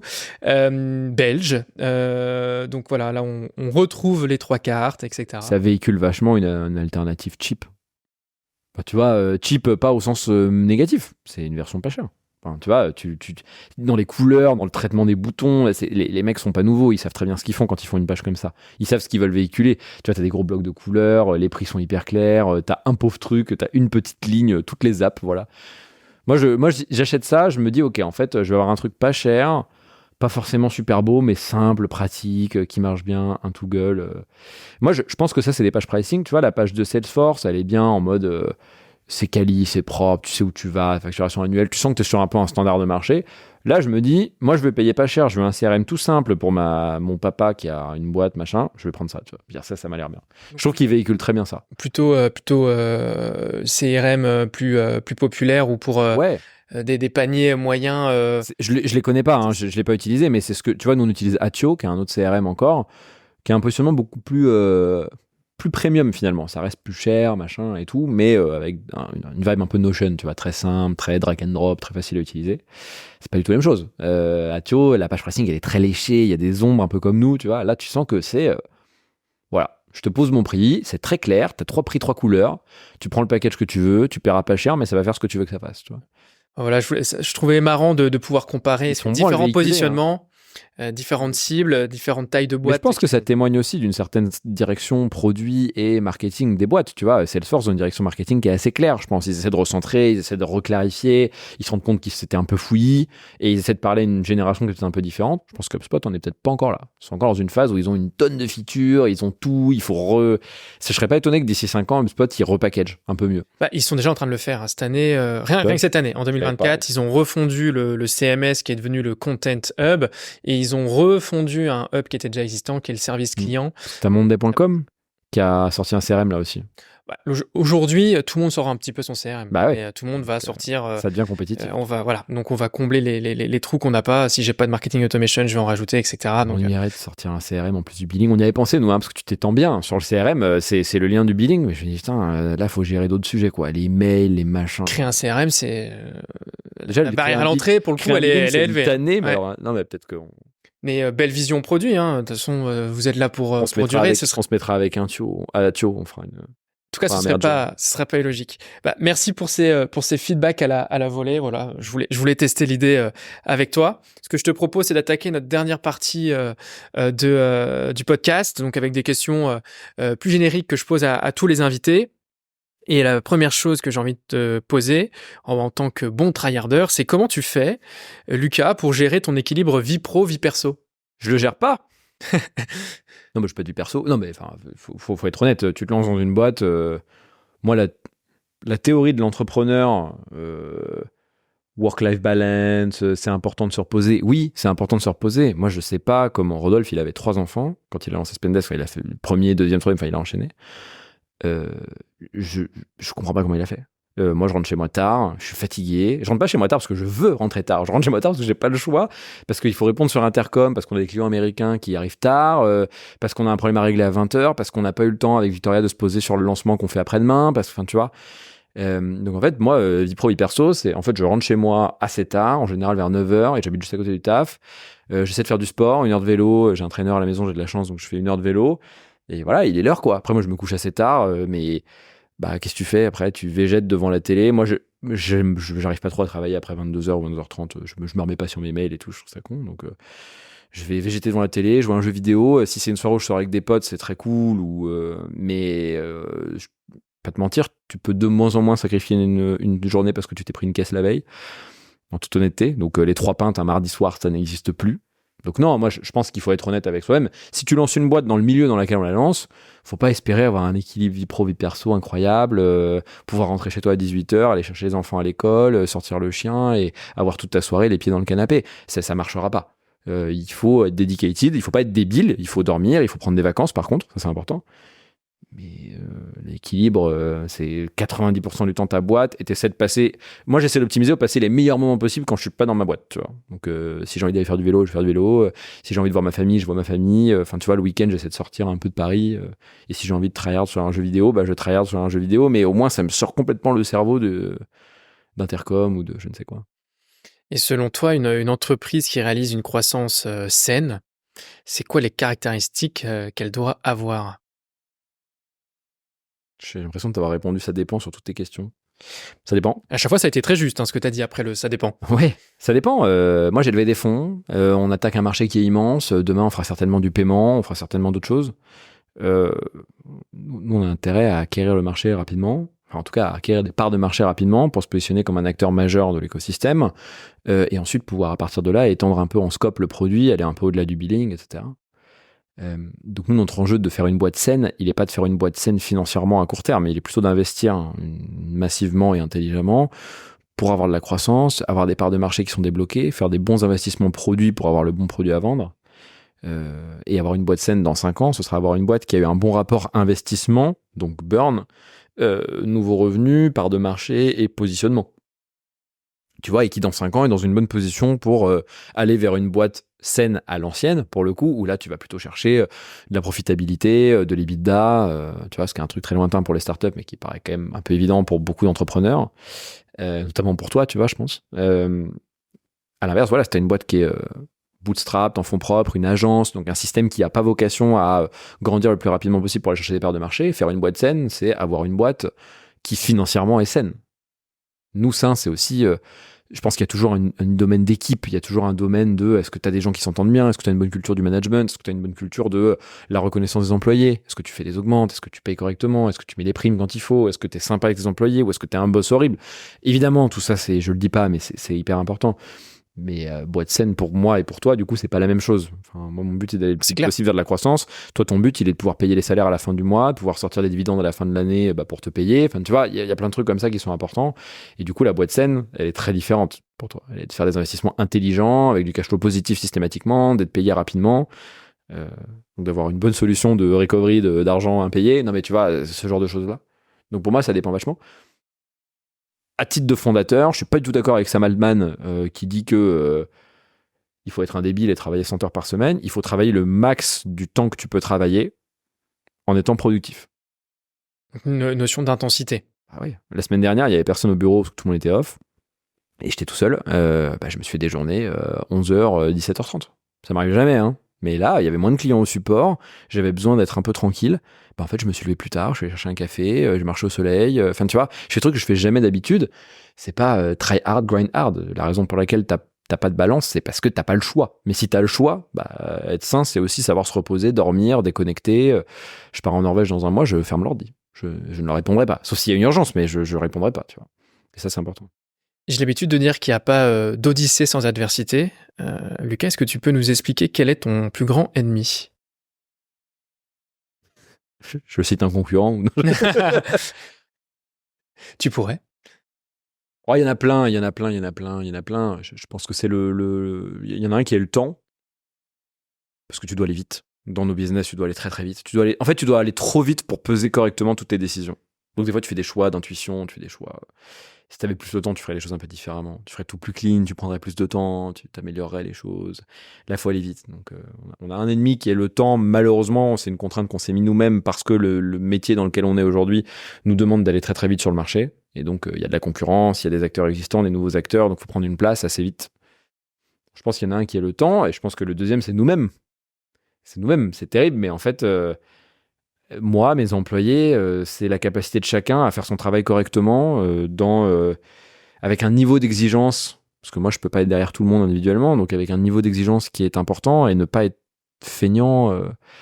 Je vais reprendre le truc du jeu vidéo, mais c'était un peu feignant sur un jeu vidéo, tu te fais tuer par le boss, tu te fais défoncer à FIFA, enfin, tu vois, t'as ce truc un peu, la réaction, elle est immédiate. Tu sais tout de suite que t'as été un peu feignant, tu te dis, putain, une boîte, ça se voit pas tout de suite. C'est 6 mois après, 9 mois après, tu vois, ton produit commence à avoir des bugs. Ça dépend où tu te trouves dans l'organigramme. Des fois, ça se voit tout de suite. Oui. Plus t'as de responsabilités, d'ailleurs, et plus ça... Ouais, mais en fait, même pas, parce que, admettons, tu perds un peu les pédales sur ta stratégie produit. Putain, ça met 1 an, 2 ans avant que tu le vois. Et alors, par contre, quand tu le vois, c'est trop tard. C'est fini.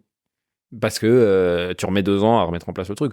Ou alors, t'es Elon Musk qui arrive à faire une dinguerie à Twitter. Non pas que j'apprécie ou pas, mais je constate, je suis un observateur factuel qui a réussi à sortir 80% des gens de Twitter et à garder un produit stable qui fonctionne, qui, pour moi, même d'un point de vue utilisateur, m'amène plus de contenu intéressant qu'il n'en amenait avant. Mais ça, c'est des exceptions. Enfin, c'est des mecs qui ont une aura qui leur permet de faire ça. Si moi, demain, j'arrive dans une boîte et je défonce tout le monde, je suis pas sûr que ça se passe très bien. Si tu avais un conseil justement à donner à tes toi du tout début, tu lui dirais quoi aujourd'hui ?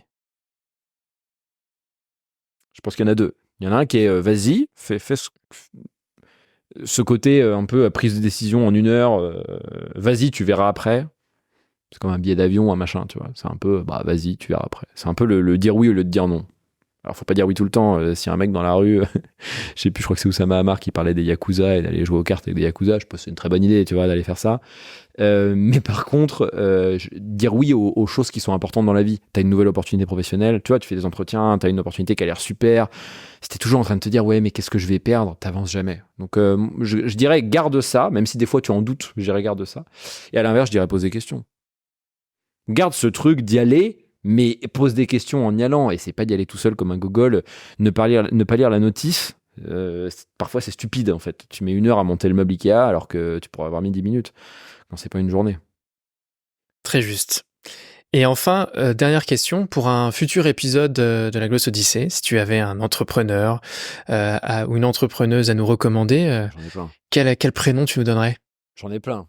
Je suis obligé de recommander un seul. Ah, tu peux en donner plusieurs, tu peux en donner 3. Il y a toute la Spendesk Mafia, il y a plein de gens super intéressants. Les 3 premiers qui te viennent en tête. Je pense qu'il y a Jérémy. Tu veux le prénom ou tu veux le... Goyo? Ouais. Bah, Je pense qu'il faut l'inviter. Pour ceux qui nous écoutent, tu peux peut-être rapidement expliquer qui il est et ce qu'il fait. Non, c'est l'ancien Head of Growth de Spendesk, donc il a été connu dans la growth. Mais en fait, moi c'est un ami au-delà de ça, mais surtout ce que je trouve incroyable avec lui, c'est la personne la plus créative que je connais. C'est-à-dire qu'il a... je parle pas visuellement, mais c'est quelqu'un qui a énormément d'idées, tout le temps. Il a énormément de projets, il a énormément de trucs. Et il fait partie des gens qui ont l'énergie de mener à presque... Il a une chaîne YouTube, je sais pas, il a 50 vidéos dessus, 60. Enfin, tu vois, c'est pas le mec, il a fait 2 vidéos YouTube et il s'est arrêté. Donc il a plein de lubies, il fait des trucs. En ce moment, il monte une boîte dans le mobile. Honnêtement... j'adore parce que c'est lui, mais moi, tu montes un studio mobile dans le B2B et le mec, il a des histoires à raconter qui sont incroyables. Il a un WhatsApp avec 250 personnes dessus, des Sud-Américains qui utilisent son appli avec des photos dingo, enfin des trucs et il se met toujours dans des missions comme ça, mais en même temps, il les porte avec tellement d'énergie que je trouve que c'est des gars qui sont hyper intéressants à avoir de manière générale. Donc il y a lui que je trouve hyper intéressant. Dans un style un peu plus classique, il y a Morgane qui a monté De Facto, qui déjà est une fondatrice d'une boîte fintech qui fait du crédit, donc c'est très technique, et qui pour le coup a une approche très différente de la nôtre. Donc ils ont levé aussi, mais c'est une approche très sustainable, ils sont gardés très peu de gens, ils ont pris que des gens seniors, et c'est vraiment pas du tout la même façon que moi de gérer les boîtes, de voir les choses, mais par contre je trouve hyper incroyable ce qu'ils ont fait, parce qu'ils ont monté une boîte qui est très complexe avec Jordan. Donc je pense que Morgane, ça vaut le coup aussi de l'avoir. J'aime beaucoup leur image de marque d'ailleurs. Ouais, mais c'est très singulière. Après, on est tous un peu bizarres, mais c'est jaune, ouais. Et avec Mais ça marche bien, je trouve. dans le crédit. Ils vendent à des banques. Enfin, tu vois, ils ont des lignes de dette avec des grosses banques. Et ils ont une marque jaune avec des petits bonhommes. Enfin, c'est des trucs assez marrants. Et je pense qu'en entrepreneur intéressant, il y a. Après, c'est compliqué de faire du favoritisme. Mais personne que je trouve intéressante, c'est Pauline de Payflows. Avec qui j'ai eu, enfin elle est invest chez nous et puis c'est quelqu'un avec qui j'ai eu la chance de dîner dans un dîner de VC il y a pas longtemps et qui a une énergie aussi absurde. Enfin, tu vois la quantité d'énergie qu'elle a, c'est assez ouf. Donc pour emmener son truc, donc je trouve qu'elle est aussi intéressante. Et façon de voir les choses différentes. Elle vient de Luco qui est du consumer. Ouais, je pense que si j'en avais cité 3, c'est les 3, mais en vrai il faut inviter tout le monde, tous les ex-Spendesk, il faut les inviter. Parfait, bon, on va parler en off de cette Spendesk Mafia, comme ça je vais pouvoir cartographier ça. Je te les envoie tous, mais il y en a plein, quoi. Aux petits oignons. En tout cas, Lucas, c'était passionnant. Merci pour toutes ces réponses, ces astuces, et puis surtout cette authenticité. Plaisir d'être là. Bonne continuation à Hyperline, et puis on se revoit dans quelques temps pour voir le bonhomme de chemin que vous aurez fait. Pour parler de la prochaine boîte, dans 10 ans. Par exemple. Merci Simon. Salut, à bientôt. Merci beaucoup pour votre écoute. J'espère sincèrement que cet épisode vous a plu. N'hésitez pas à nous suivre sur votre plateforme préférée et à nous laisser 5 étoiles sur Apple ou Spotify. Et en attendant le prochain épisode de la semaine prochaine, je vous souhaite une excellente croissance à toutes et à tous.